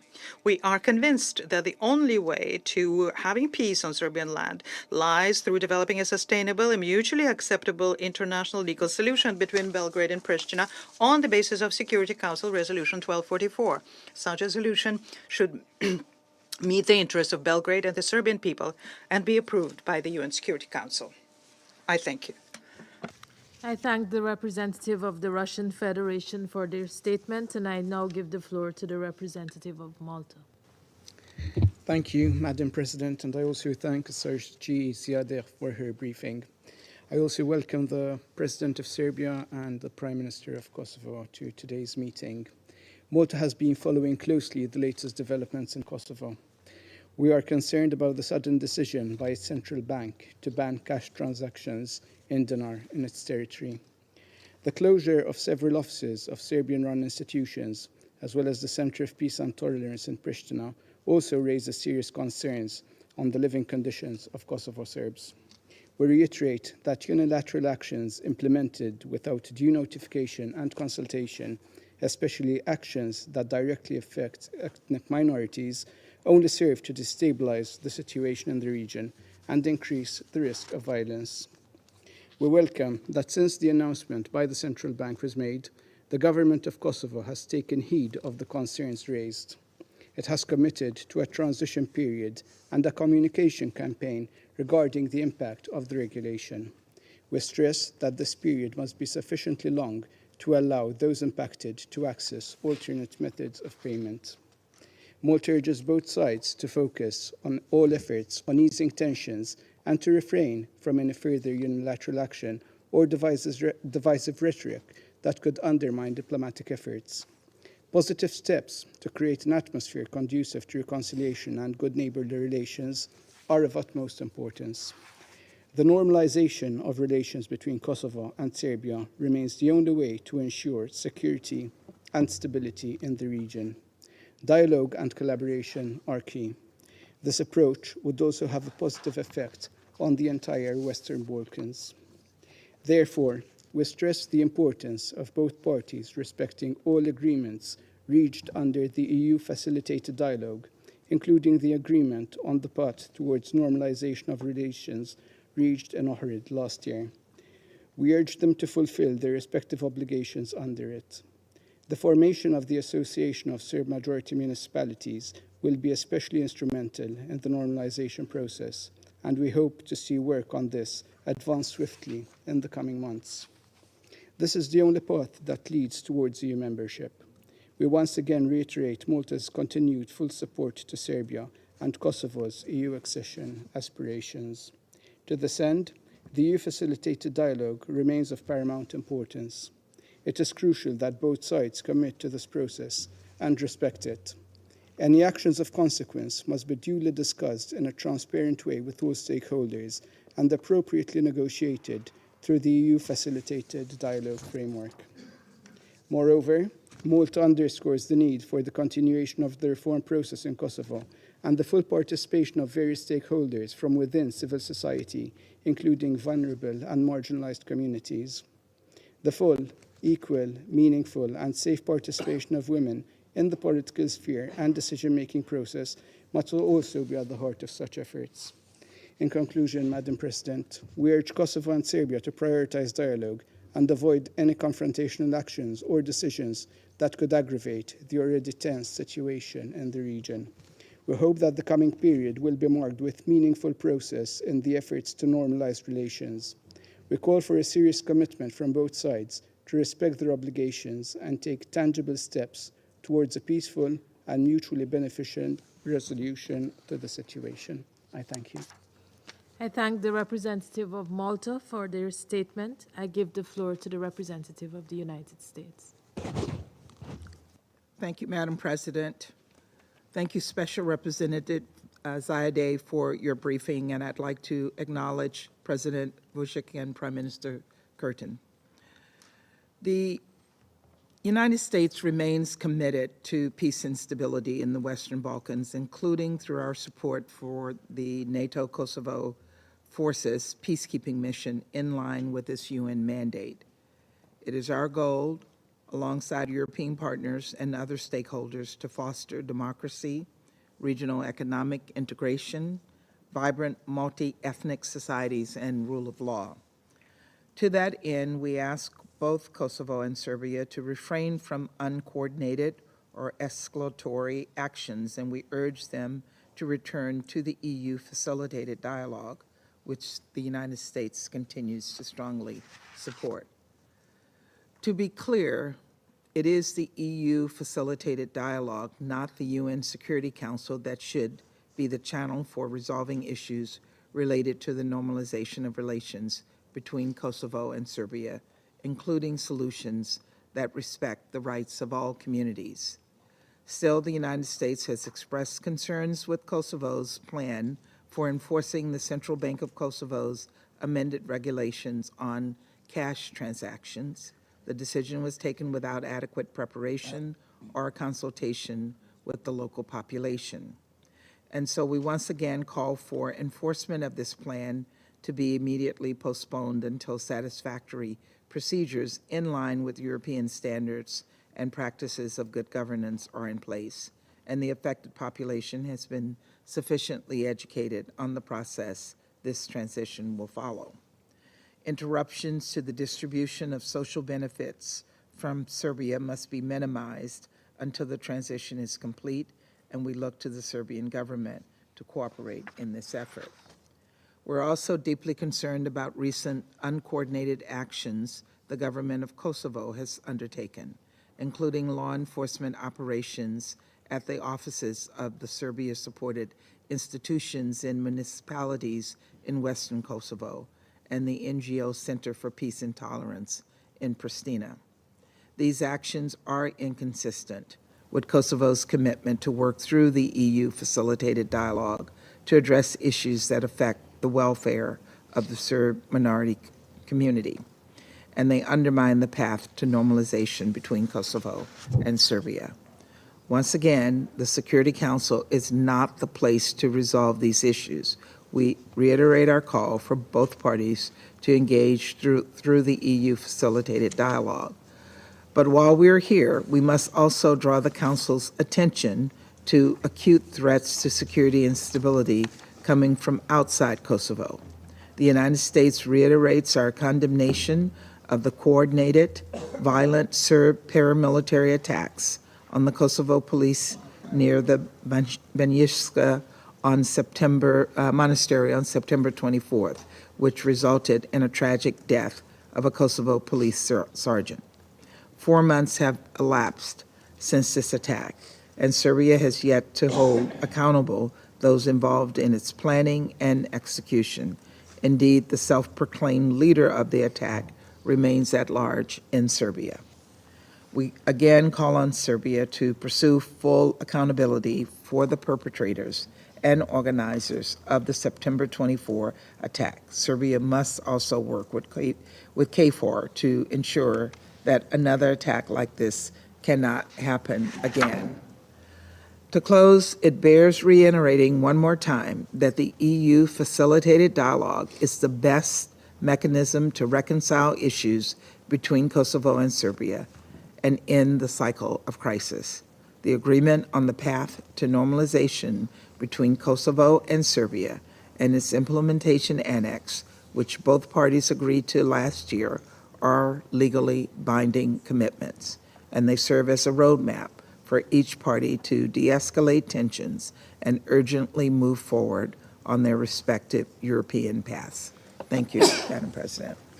I thank the representative of the United States for their statement.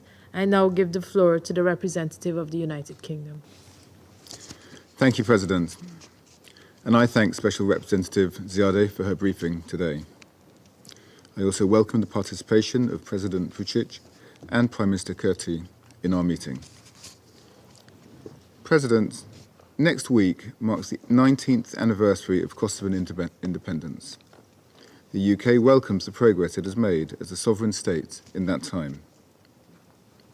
And yet for many years, the absence of a normal relationship between Kosovo and Serbia has had implications for regional stability and for communities in both countries. Current tensions reinforce the importance for Kosovo and Serbia to engage with renewed commitment in the EU-facilitated dialogue and to make progress towards the normalisation of relations. The UK will continue to work in support of this goal alongside our wider efforts to build regional stability. 3 immediate steps can help support this goal. First, Kosovo and Serbia should honour their existing commitments and avoid unilateral actions or rhetoric that could reduce prospects for a comprehensive and sustainable normalisation agreement. Second, Kosovo should exercise its sovereign powers in a way that is consistent with the vision of a multi-ethnic democracy embedded at the heart of Kosovo's constitution. Through its recent actions, Kosovo's central bank has sought to fulfil its responsibility to regulate the operation of foreign currencies. But the Kosovo government's implementation of these measures so far has shown insufficient regard for the impact on Kosovo's minority communities. Kosovo's authorities should set out a clear plan to ensure that all affected Kosovo Serbs can continue to receive their incomes and that essential services can operate until a sustainable solution is found. Finally, President, the UK calls on Serbia to ensure that those responsible for the attacks in Banjska in September are held to account. Regional stability and the interests of all communities are best served by the creation of a conducive environment that will allow further progress under the EU-facilitated dialogue. Thank you.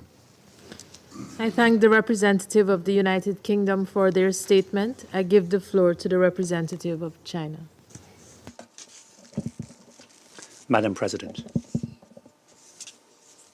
I welcome the presence of His Excellency President Vučić of Serbia at today's meeting.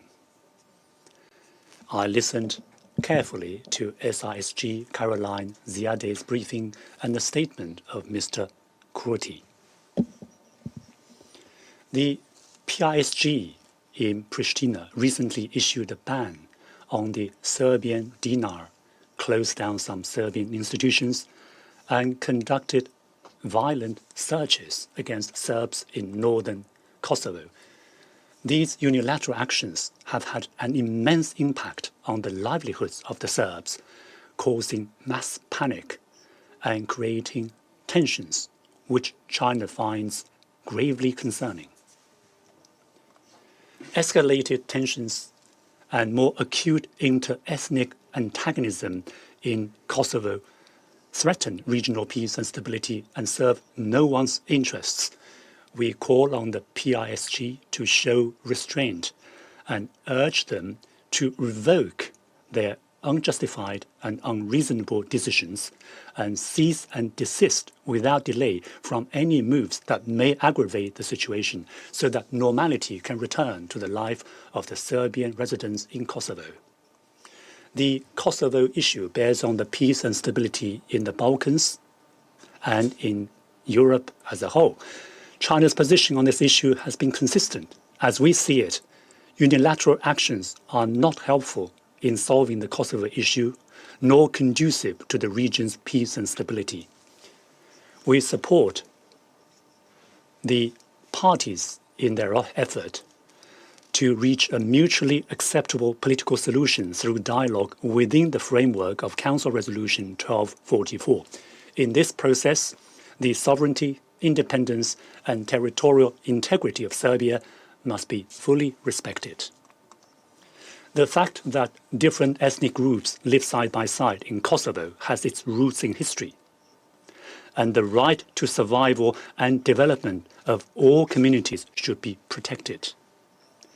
Tolerance, reconciliation, and harmonious coexistence in Kosovo serve the long-term and fundamental interests of all parties. Confronting and locking horns against each other never was and never will be the way out. We call on all the parties to resolve their differences through pragmatic and constructive dialogue and negotiation, and to continue creating more and more enabling conditions for a proper settlement of the Kosovo issue. I thank you, Madam President. I thank the representative of China for their statement. I give the floor to the representative of Slovenia. Thank you very much, Madam President. We thank the SRSG and the head of UNMIC, Ms. Carol Nanziare, for her briefing. We also extend our gratitude to the President of Serbia, Vučić, and to the Prime Minister of Kosovo, Kurti, for being here and for the statements. Slovenia is strongly committed to strengthening security and stability in the Western Balkans. Let me voice our position in the following points. Both sides need to continue their commitment to the EU-facilitated dialogue and to the normalization of the relations under the auspices of the EU. We believe that both Serbia and Kosovo have a place in the European Union. Our support for their aspirations for the European integration remains unwavering. At the same time, we wish to stress that progress in this dialogue and the normalization of relations are essential if they still aspire to join the EU. Madam President, we take note of the regulation by the Central Bank of Kosovo aimed at enhancing financial transparency and combating money laundering. In this regard, we express concern about the potential impact on financial support to Kosovo Serbs from Serbia. We would advise the Kosovo government to inform and consult Kosovo Serbs about the decisions that affect their lives in advance of making such decisions. We appreciate recent discussions with Belgrade and Pristina within the EU-facilitated dialogue on this matter. Additionally, we take note of Kosovo's recent decision to allow for a transitional period and to ensure that the opening of new accounts in euro currency will be free of charge. Kosovo should provide all necessary information and support to ensure a smooth transition.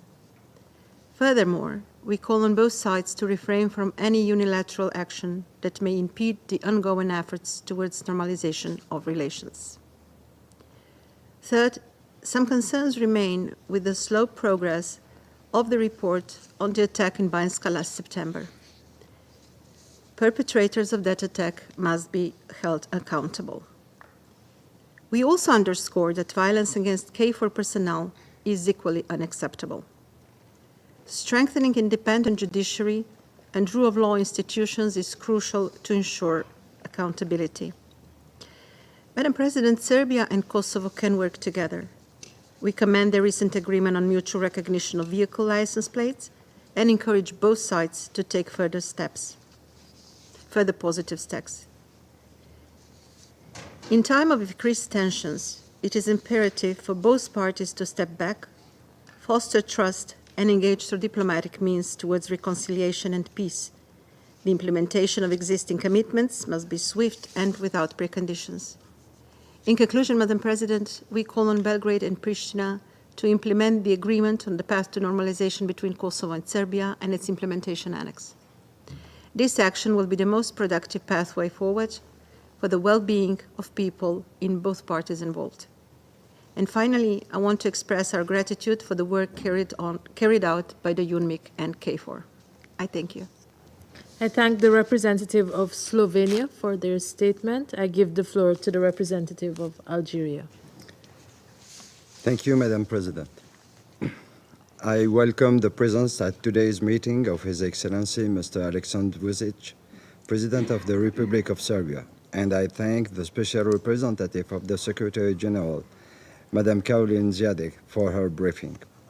The recent financial decision taken by Pristina is worrying as it could have a negative impact on Serbs living in Kosovo, who receive payments, financial assistance, and social benefits from Serbia.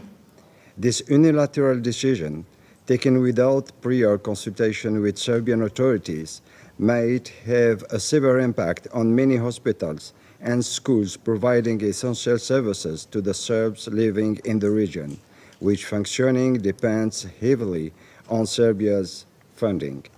This action may dangerously raising ethnic tensions and risking further escalation in an already tense context. They could undermine the fragile stability in Kosovo and might seriously hinder efforts towards normalization and maintaining peace and security in the region. Against this backdrop, Algeria would like to deliver three messages. First, it is urgent to avoid escalation and to refrain from any action that might lead to ethnical tensions in Kosovo, as it is urgent to allow the Serbs to receive their financial dues without delay or obstruction. Second, restoring trust between the two sides and ensuring effective representation of Serbs in the local institution is of utmost importance. Sudden and unilateral measures not only hinder the stable status quo, but could also produce uncontrolled escalation and the risk of a regional spillover. In this respect, we call on the authorities in Kosovo to undertake the necessary steps and measures to establish the association and community of Serb municipalities, as agreed upon in the 2013 Brussels Agreements. Third, we commend the effort of the Special Representative of the Secretary General, Madame Caroline Ziade, and reiterate the vital role of UNMIK in stabilizing the situation on the ground. We also appreciate the EU-facilitated dialogue aiming at advancing the political process toward a peaceful settlement of this conflict, in line with the principle of subsidiarity between the UN and the regional organization. Finally, Algeria believes that constructive and genuine dialogue remains the only viable path and support all efforts to reach a mutually acceptable solution to the issue within the framework of UNSC Resolution 1244 with full respect of the principle enshrined in the UN Charter. I thank you. I thank the representative of Algeria for their statement. I give the floor to the representative of France. Madam President, I thank the SRSG for her briefing, and I also welcome with us the President of Serbia, Aleksandar Vučić, and the Prime Minister of Kosovo, Mr. Kurti. Madam President, France recalls the need to stabilize the situation on the ground and to work towards normalizing relations between Serbia and Kosovo. This is a central element for European rapprochement for both countries. Both parties must abstain from any unilateral action which might increase tensions. On that point, France and the European Union have expressed their serious concern at the recent actions by Kosovo on the currency and the Kosovo police operations, leading to the closure of Serbian parallel structures in the south and east of Kosovo. These decisions will have negative consequences on the daily life of the Serbian community in Kosovo, and particularly on access to social services. France reiterates its call for the immediate suspension of this decision by the Central Bank of Kosovo in order to allow for sufficient transition period. The statement yesterday by the Prime Minister Kurti, who recognized that a transitional period was necessary, is an initial positive step. It must be reflected in action now. France also recalls that the status of the Serb parallel structures must be exclusively resolved through the establishment of an association of Serb majority municipalities. This has been expected from the Kosovo authorities for quite some time. We continue to follow this point very closely, and moreover, we condemn the attacks in Banjska the 24th of September, and we call for light to be shed on all circumstances. Those who are responsible must be brought to justice. Madam President, France reaffirms its support for the perspective of European integration for Serbia and Kosovo. No one can deny the sovereign will of both countries to favor the European choice. There is no alternative either for Serbia or Kosovo than to resolve their disputes once and for all. It is solely within EU-facilitated dialogue that these problems can be resolved. And we recall that the European Union was entrusted with this mandate by the UN General Assembly. France welcomes mediation efforts by the EU, which led to the so-called Brussels Audit Agreement at the beginning of December of 2023. This is the most ambitious agreement to date between the two countries. It is a major success, and we must work together to ensure its full implementation. We also recognize as an encouraging sign progress achieved in the EU-facilitated dialogue, in particular on mutual recognition of license plates, on the issue of energy, and on the holding of municipal elections in the north of Kosovo with the participation of Serbs. We welcome the constructive involvement of Serbian authorities in the dialogue, which has led to considerable progress. Serbia must continue to make clear-cut progress in implementing its obligations under the Brussels Audit Agreement and its annex. Madam President, France welcomes the role of UNMIK and KFOR. Attacks against KFOR, as well as the attacks last May, are unacceptable. France will continue to support EU mediation aimed at achieving a comprehensive, definitive, and legally binding agreement. And finally, it calls on the Serbian and Kosovo leaders to respect their commitments and to shoulder their responsibility. Thank you. I thank the representative of France for their statement. I give the floor to the representative of Mozambique. Madam President, Mozambique wishes to thank the Guyana Presidency for convening this open briefing on the situation in Kosovo. We also thank the Special Representative of the Secretary General and the head of the United Nations Interim Administration Mission in Kosovo for our insights. My delegation recognizes the presence in this chamber of His Excellency the President of the Republic of Serbia and Mr. Kurt. Madam President, the facts reported in the letter of 5 February 2024, addressed by the Serbian government to the Presidency of the Security Council, are concerning. Those facts described, particularly the atrocities against civilians, are regrettable. They are contrary to the international law and international humanitarian law. Mozambique is not in favor of any action by any actor that deprive population from basic needs and resources for their survival. In this regard, we urge the parties in the conflict to measure the impact of their decisions and refrain from actions contrary to the spirit of Security Council Resolution 1244 and the Charter of United Nations. The promotion of peace and reconciliation in Kosovo and in the region at large is of paramount importance. This contributes for the preservation of the progress made over years by the parties. Mozambique commends the diplomatic effort led to the agreement between Belgrade and Pristina, well known as the Agreement on the Path to Normalization between Kosovo and Serbia.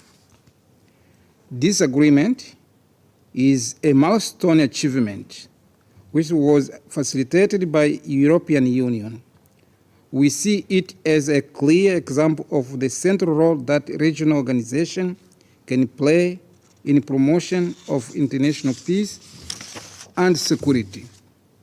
We encourage the European Union to continue engaging with the parties in the implementation of this agreement. Madam President, Mozambique calls on the Republic of Serbia and Kosovo to remain fully committed to the process of normalizing relations between Belgrade and Pristina through promoting meaningful dialogue and avoiding unilateral actions that may further contribute to the escalations of tensions. The framework of dialogue facilitated by European Union, based on 2010 United Nations General Assembly resolution, is one of those constructive paths to achieve peace, security, and stability.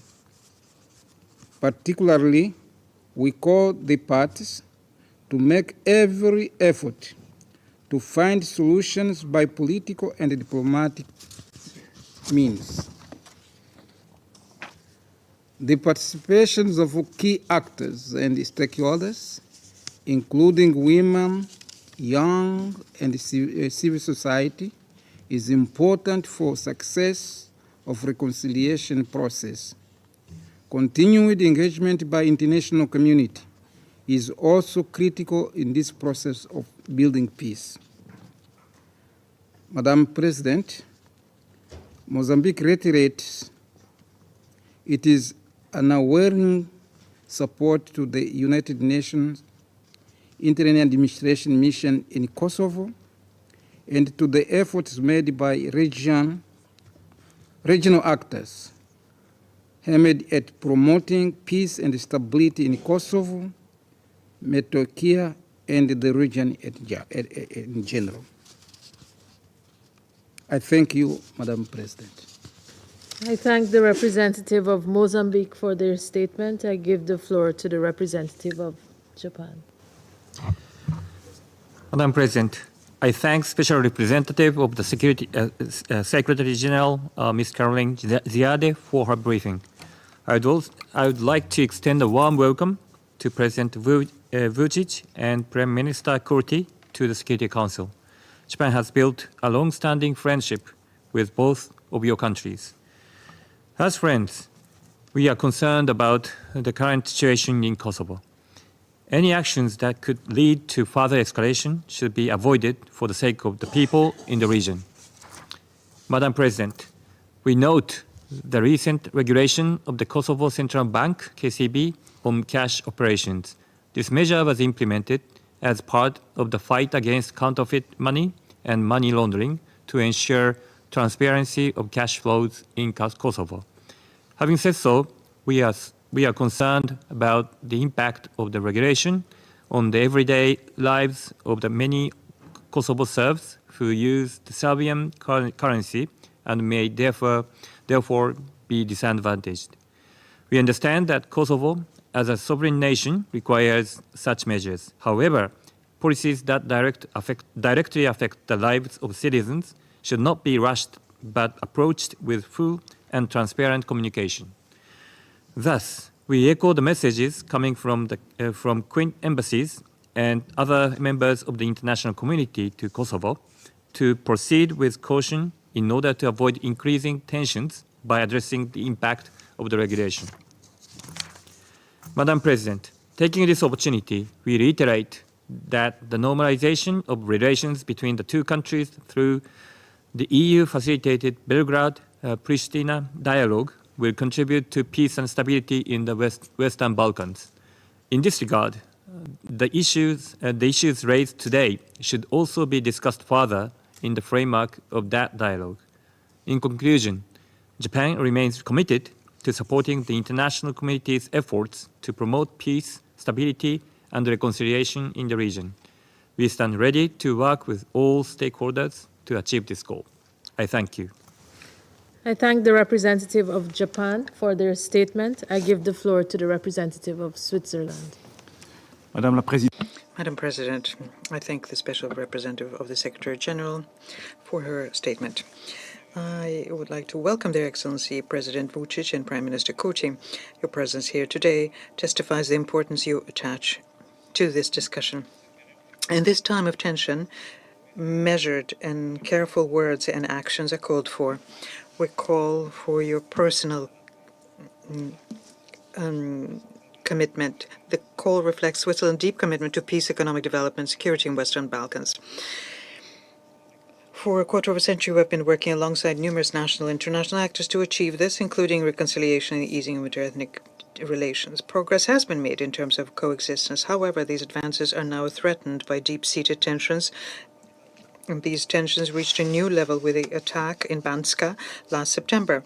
Switzerland reiterates its support for KFOR, which has prevented the situation from further deteriorating. We call on Serbia to ensure that those involved in the Banska attacks are held accountable. And de-escalation efforts must continue as a matter of urgency. Serbia and Kosovo have a responsibility to refrain from measures and actions that could aggravate the situation. There are paths to rebuild trust, and they exist. The dialogue facilitated by the European Union is the framework within which both parties can and must address contentious issues. And this includes the issues that have brought us together today, namely the implementation of the new regulation introduced by the Central Bank of Kosovo. Switzerland acknowledges the legitimacy of the objectives pursued by this regulation, notably the transparency of financial flows and the fight against counterfeiting and money laundering. We share, however, the concerns about the communication regarding the bank's decision and especially its short-term implementation. Uncoordinated actions with impacted populations perceived as a deliberately restrictive measure towards a particular ethnic group can undermine trust. The announcement by the Kosovo government and central bank that a transitional period is planned, along with enhanced communication, is therefore commendable. Switzerland calls on the Kosovo authorities to implement these commitments and to promptly strengthen dialogue with the Serbian population of Kosovo directly affected by this regulation. Madam President, greater efforts by Kosovo and Serbia are needed to find compromises. Building good neighborly relations requires both parties to implement their commitments under the Brussels Agreement and the Ohrid Agreement of 2023. We welcome the progress made in this respect, including mutual recognition of vehicle license plates, as well as steps towards implementation of the energy agreements. We encourage both parties to continue along this path and to make progress towards normalizing relations in good faith. Switzerland is ready to continue contributing to the normalization process. We remain firmly convinced that this process is the way to peaceful and prosperous multi-ethnic societies. I thank you. I thank the representative of Switzerland for this statement. I give the floor to the representative of the Republic of Korea. Thank you, Madam President. I also thank SRSG Caroline Ziade for her briefing.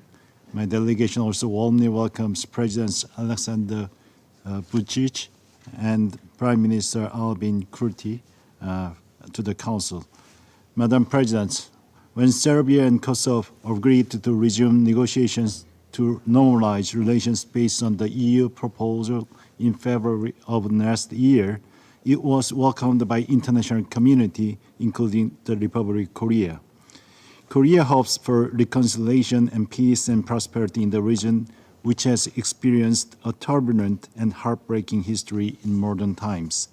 Indeed, we all hope that and expected that last year's agreement would lead to a resolution of the long-standing confrontation and conflict in the region through the lessening of tensions and advancements of the critical dialogue. However, it is regrettable that the parties have not made significant progress on the implementation of the agreement on the path to the normalization to date. Rather, the situation in the northern region of Kosovo, where over 100,000 ethnic Serbians live, is worsening due to sporadic incidents that are compounding tensions on the ground. The recent regulation of Kosovo Central Bank on currency transactions constitutes a cause for concern in terms of its impact, even if we acknowledge that it is intended to enhance financial stability and transparency in Kosovo. The implementation of the regulation may have a direct and negative impact on the ability of Serbian residents of Kosovo to lead their daily lives and access basic social services. The Republic of Korea welcomes the decision of Kosovo to suspend the implementation of the regulation. In addition, my delegation believes that such issues should be faithfully discussed further within the frame of the EU facilitated dialogue. Madam President, the Republic of Korea supports a peaceful resolution of the issues related to Kosovo and Serbia through political dialogue and negotiations. We reiterate our support for the EU's efforts and its role in the mediation. In this connection, we also call all two sides to refrain from provocative statements and unilateral actions, take concrete steps to reduce tensions and build trust in the region, and actively participate in the EU-led negotiations with a view to normalize relations. Lastly, my delegation commends the entire staff of UNMIC and other key international partners for their tireless efforts to ensure peace and stability in the region. I thank you, Madam. I thank the representative of the Republic of Korea and now give the floor to the representative of Sierra Leone. Madam President, I thank you for convening this meeting. Let me also thank Ms. Caroline Zed, the Special Representative and Head of the United Nations Interim Administrative Mission in Kosovo, for our informative briefing. I acknowledge the presence of His Excellency Mr. Aleksandar Vučić, President of Serbia, and Mr. Albin Kurti. I welcome their participation in this meeting under Rules 37 and 39, respectively, of the Provisional Rules of Procedure of the Security Council. Sierra Leone commends UNMIC for its continued engagement with all relevant actors in the promotion of security, stability, the rule of law, and respect for human rights in Kosovo and in the region in line with its mandate. Sierra Leone wishes to underscore the need for the political authorities in Kosovo and Serbia, as appropriate, to take all necessary measures to de-escalate rising tensions within the territory of Kosovo.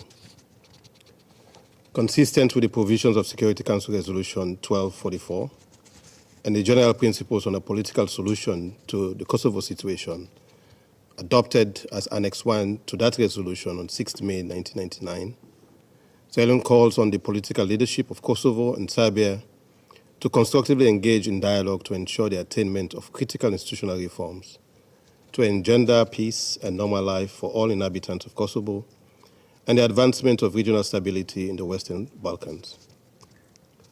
Promoting inter-community trust building, respect for human rights and the rule of law, gender equality, empowerment of women and youth is critical at resolving any conflict or rising tensions. With respect to the current political tension associated with the decision of the authorities in Kosovo to phase out the Serbian dinar currency used by Kosovo's Serbian minority, Sierra Leone welcomes the announcement of the suspension of the implementation of the decision. The suspension will allow for the necessary dialogue and engagement on the critical issues. The approach is necessary to de-escalate tensions, discourage actions that will lead to conflict, and facilitate national reconciliation, which is critical to maintaining peace, security, and well-being of all sections of the Kosovo population. Durable peace and security can only be secured through compromise arrived at with dialogue. In this regard, we take note of the European Union facilitated dialogue to establish conditions for the normalization of relations between Serbia and Kosovo. Madam President, Sierra Leone counts on the good offices of the Special Representative of the Secretary General and Head of UNMIC and the European Union facilitated dialogue, as well as the mediation overtures of other stakeholders to work concertedly to normalize relations between the two parties. We urge the political leadership of both parties to commit to the implementation of the Brussels Agreement of 2013 and the European Union brokered proposal of 27 February 2023, which outlined the path to normalization of relations between Serbia and Kosovo as well as the annex to that agreement agreed on 18th March 2023. Sierra Leone encourages the party to work together to mutually address issues heightening suspicion and division among different segments of the communities in Kosovo. To achieve this outcome, we encourage the authorities to take the necessary measures to maintain viable channels of communication. We affirm the call on political leaders on both sides to embark on initiatives aimed at addressing critical issues that can reduce tensions and to take all necessary steps to address the security, political, and socio-economic concerns of all segments of the society. This must be the case regardless of ethnic, linguistic, or political background. The political authorities have the overall responsibility to foster purposeful and concerted actions towards sustainable peace.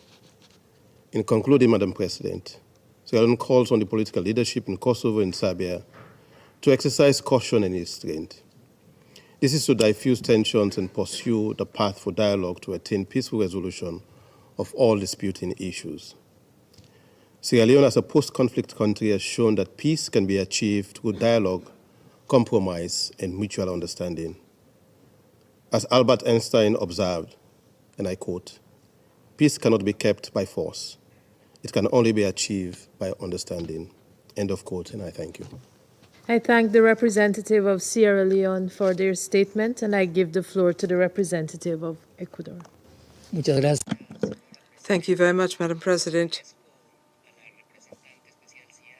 I'd like to thank SRSG Ziade for her detailed briefing, and I welcome with us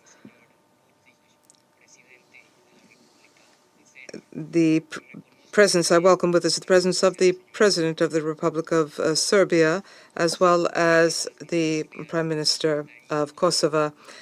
The various disputes and the series of incidents hampering dialogue between Belgrade and Pristina have negatively impacted the communities in the region, and that is well known.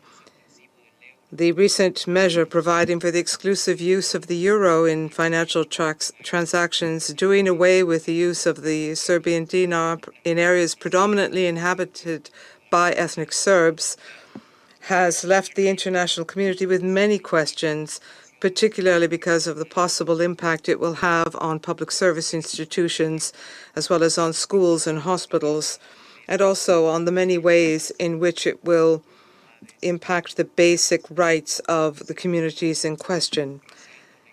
And therefore, it is very important to address the humanitarian and security concerns affecting the population in the region, in line with the founding principles of the UN Charter and the relevant Security Council resolutions, particularly Resolution 1244. In this context, it is also essential to avoid any action or rhetoric which could exacerbate tensions or could lead to instability in the region. Protecting the rights and the well-being of all communities must be a priority. As the Secretary General has stated, in order to achieve viable and sustainable agreements, both parties must maintain an open, transparent, and inclusive process which takes account of the various needs and expectations of all interested parties, including women, youth, and stakeholders from civil society. I reiterate Ecuador's acknowledgement for the work done by UNMIC to promote dialogue and maintain stability in the region in coordination with international partners. We welcome your commitment to respecting and protecting human rights in all communities, including the principle of equality and non-discrimination. In conclusion, Madam President, Ecuador encourages the resolution of pending questions within the EU-facilitated dialogue framework. We call on the parties to meet their commitments, including by creating an association of Serb-majority municipalities. The stability in the Western Balkans is crucial for European and global security, and therefore we must avoid an escalation of tension. Thank you. I thank the representative of Ecuador for their statement. I shall now make a statement in my national capacity as the representative of Guyana. I thank SRSG Caroline Zieda, head of the UN Interim Administration Mission in Kosovo, UNMIK, for her insightful briefing. I also welcome the presence of His Excellency Alexander Vučić, President of the Republic of Serbia, and His Excellency Albin Kurti, Prime Minister of Kosovo, and their respective delegations at today's meeting. Guyana is deeply troubled by the rising tensions and incidents that have been reported and call on all parties to take steps to bring calm and to return to active dialogue in the interest of ensuring stability for the peoples of both Kosovo and Serbia, as well as the wider region. We are also concerned about the recent events in Kosovo and their possible negative consequences on the lives and well-being of members of the ethnic Serb minority community in Kosovo. It is imperative that all parties act responsibly and in a manner that respects the human rights of all. Guyana underscores the importance of promoting policies that are responsive to the needs and concerns of all persons, including ethnic minorities. We welcome the efforts by the European Union in facilitating the ongoing dialogue between the parties and believe that this mechanism remains a critical avenue for ensuring the achievement of a final resolution that will allow all the people of Kosovo and of Serbia to live side by side in peace and prosperity. While we were encouraged by the progress made early last year through the dialogue, we are deeply concerned by the ongoing gridlock and possible reversal in advancement towards implementation of the agreed provisions of the February 2023 agreement on the path to normalization. Guyana supports a multi-ethnic democratic Kosovo that receives international recognition and that can become a full member of the international multilateral system. This can only be achieved through renewed commitment to the EU-led Belgrade-Pristina dialogue and through Kosovo's dedication to the enforcement of principles of democracy, the protection of human rights of all its population, and respect for the rule of law. I thank you. I now resume my function as President of the Council. There are no more names. I see the Secretariat approaching. Representative of Serbia has asked for His Excellency President Vučić, President of the Republic of Serbia, has asked for the floor to make a further statement. I give him the floor and respectfully ask that this second intervention be brief. Thank you. Thank you, Madam President. We'll be as brief as it is possible. First of all, thank you all for participating in this discussion. I would like to emphasize a few facts. Number one, I wanted to say that Serbia will do everything that is possible to be done to keep peace, stability and tranquility in the region, as we have always been doing. I was referring to all of you with, I believe, the real facts and arguments without ad hominem ad personam, insults, scoffings and scoldings, and will continue so. Speaking about facts that were allegedly mentioned here about Serbia supporting counterfeiting, money laundering, criminal activities and everything else. I will depict to you this situation just in one example, and everything will be very clear to you. It was said here that Serbs are bringing sex through administrative line, or some of you would say border lines between Serbia and Kosovo. And that's how we influence, how we make a big impact on criminals in the north of Kosovo or in the other areas of Kosovo. Just for you to know. You know who does it. Who brings those sex? Not Serbs, but Brits instead of us. They're authorized a specialized company, Henderson. They are doing a legal job, don't worry. We paid to them. We engaged Brits. The name of the company is Henderson. They transfer our money to Kosovo in those sacks. Just for you to see how transparent we are. Although Brits, as you know, have already recognized Kosovo's independence. And when you speak about suspension and saying good things about suspension of implementation of the abolishment of dinner, I need to tell you that it's not true at all. To our Korean, Sierra Leone's, and all the other friends that have just mentioned that. Because they stopped the car, which were run by Henderson Company, which were bringing money for pensions, salaries, and of course social beneficiaries as well. Number two, here you heard, and it's good, that some of people, as the citizens of Serbia, wanted to speak about Serbian democratic life. They were saying that we were torturing and at the end paralyzing the opposition leader in Serbia. The name of a man is, as they said, Mr. Sandulovic. No one in Serbia has ever heard of that participant in political life in Serbia. Once he participated in elections and he got 0.01%. Once upon a time. Speaking about facts. Now, coming back to the real issues.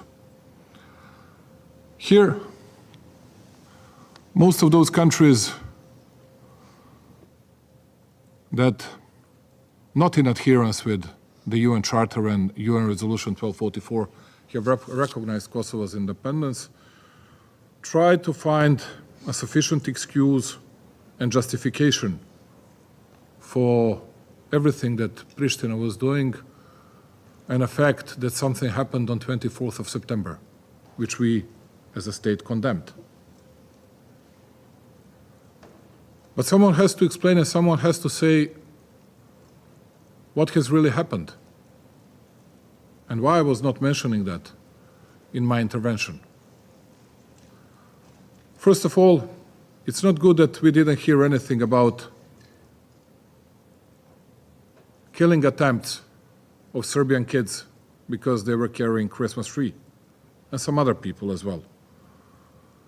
But you need to know that 10 months before that Banjska case, we were negotiating with European Union and United States of America. And we tried to please, and we were begging Serbs to leave, to remove themselves from the barricades they raised because of constant, systematic, and systemic attacks made by Pristina against them. And I was taking by myself all the guarantees from United States of America and European Union, and was trying to persuade, was trying to convince Kosovo Serbs to accept those guarantees. They came to that meeting to me and they said to me, we believe you, but we don't believe them. They're going to violate and they're going to forget everything, and we are going to be hunted as wild hares. And I said to them, I cannot get more. We need to believe to our American and our European partners. They said to me, we'll do it, but we still don't believe that they will respect, they will obey what they promised to us. As a matter of fact, 3 months after that, Pristina authorities started hunting Serbs that were erecting those barricades. And that was one of the reasons why those people that were born, that were living an entire their life in Kosovo, wanted to defend their own thresholds, their own families. Did they do it rightfully? I don't believe that. But you need to know the real reasons. Even after that, we started the process of investigation. And we'll see an indictment. But someone has to understand that according to UN Charter and Resolution 1244, the only territorial integrity that's been violated it's Serbia's territorial integrity. There are no other countries that there has been any kind of territorial integrity violations.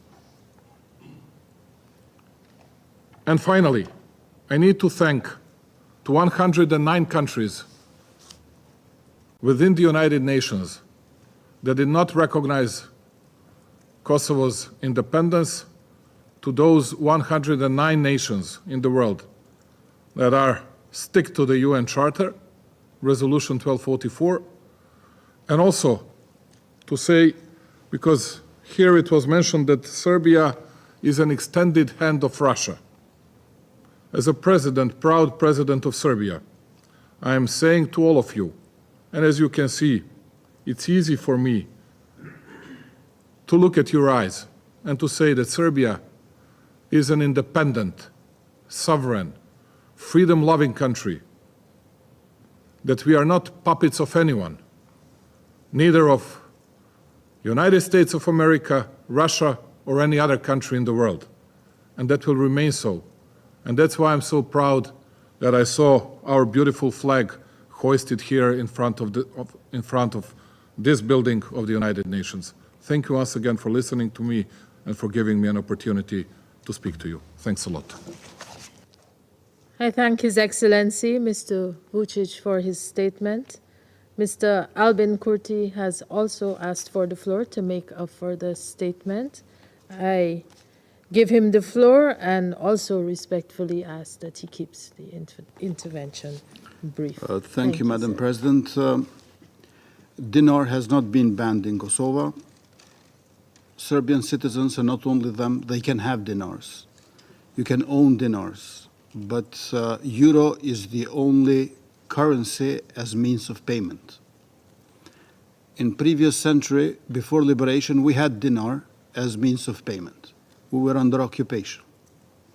In 21st century, first we had Deutschmark, German mark, and then after euro. Only euro is means of payment. And we have done so many subsidies, social assistance, we give grants for education and healthcare to Serb majority municipalities, and believe me, they all take euros, no problem. We do not have a single case where a Serbian citizen of Kosovo said, I don't want this money because it is in euro currency. In our neighboring country, in Montenegro, over a quarter of the population declare themselves Serbs. They have euro as currency. Ordinary Serbs are not euro haters. Euro is currency of payment. You can own money in whatever currency you want. And I will do more communication, more information to Serbs in the coming days throughout this month. And I will speak in Serbian so they understand me better and clearly.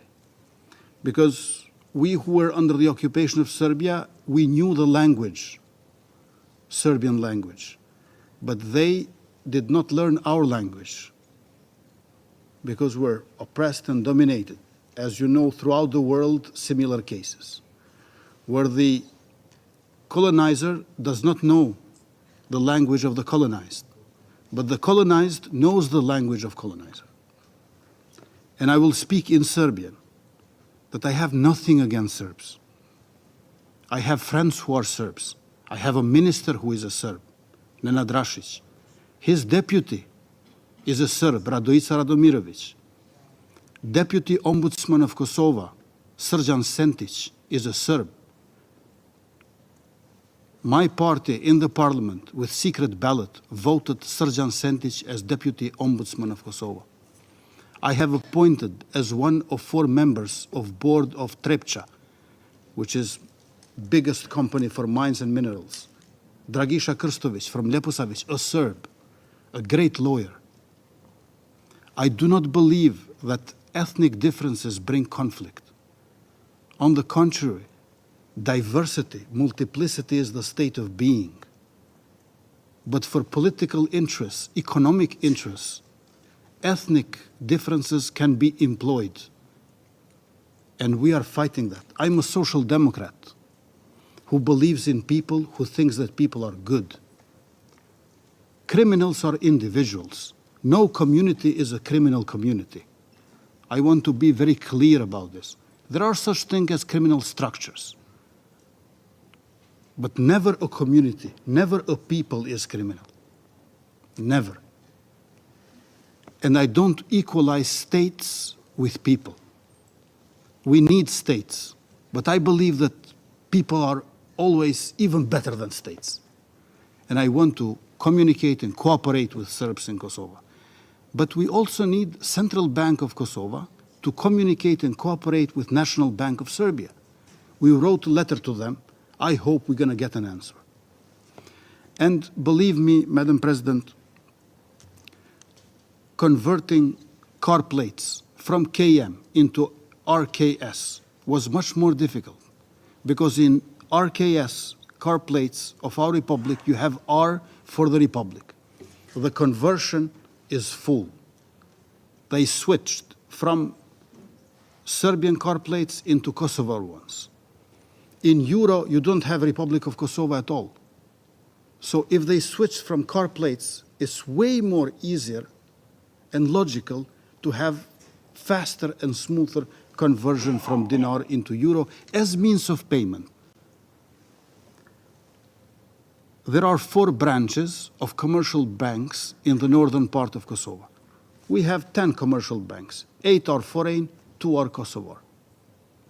4 of these 10 commercial banks, they have branches in the north, which can be used for exchange. And there are 15 additional financial non-banking institutions for conversion.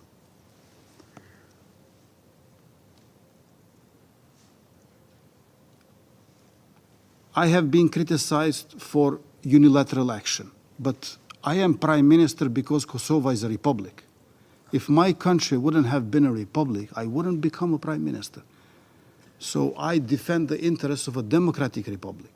For a bilateral action, in contrast to unilateral, let's sign the agreement that we have agreed upon as text.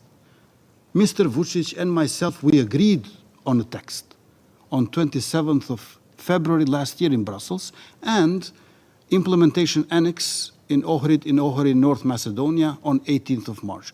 So, yes, we are committed to dialogue, but you know what? We already have an agreement. But in order not to have violation of this agreement, to respect it and to implement it, I'm saying let's do a bilateral action, which would be signing this agreement.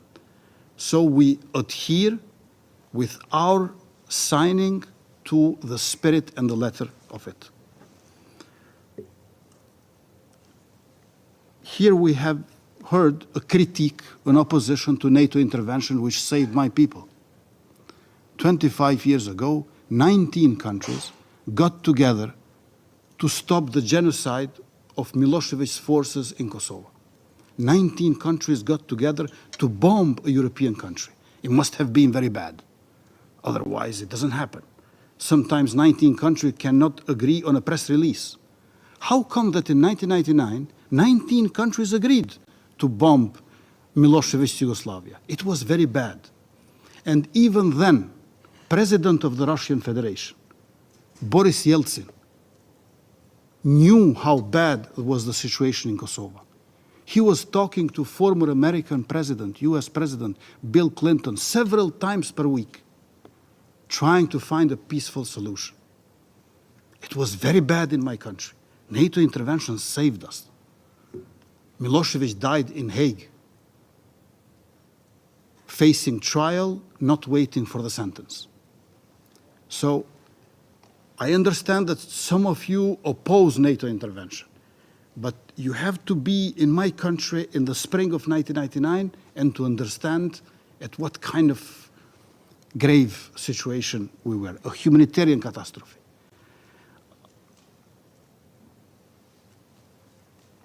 ICJ, International Court of Justice, gave an advisory opinion on 22nd of July 2010. and said that declaration of independence of Kosovo did not violate international law. All Security Council resolutions are part of international law. In our planet, there is no higher court than ICJ.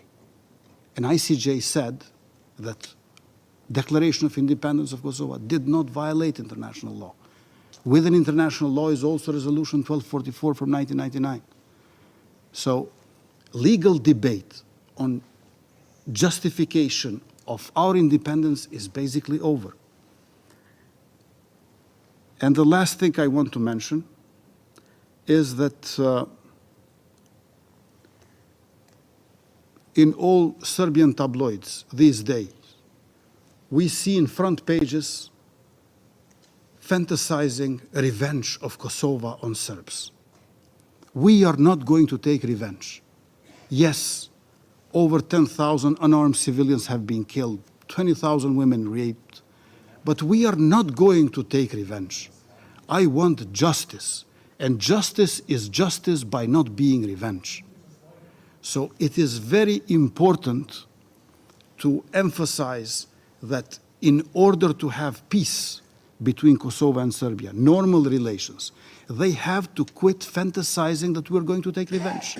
We are not going to take revenge. I'm a prime minister who will guarantee that there will be no revenge. Only justice in spite of the background of perpetrators, be they during the war or after it during the peace, for political motives or economic ones. Thank you very much.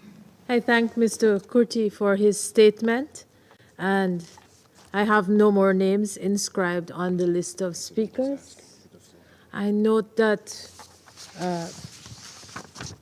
President Vučić is asking for the floor. The presidency had indicated to both parties that we would have one further statement each, and we request that we abide by that if the parties are so inclined.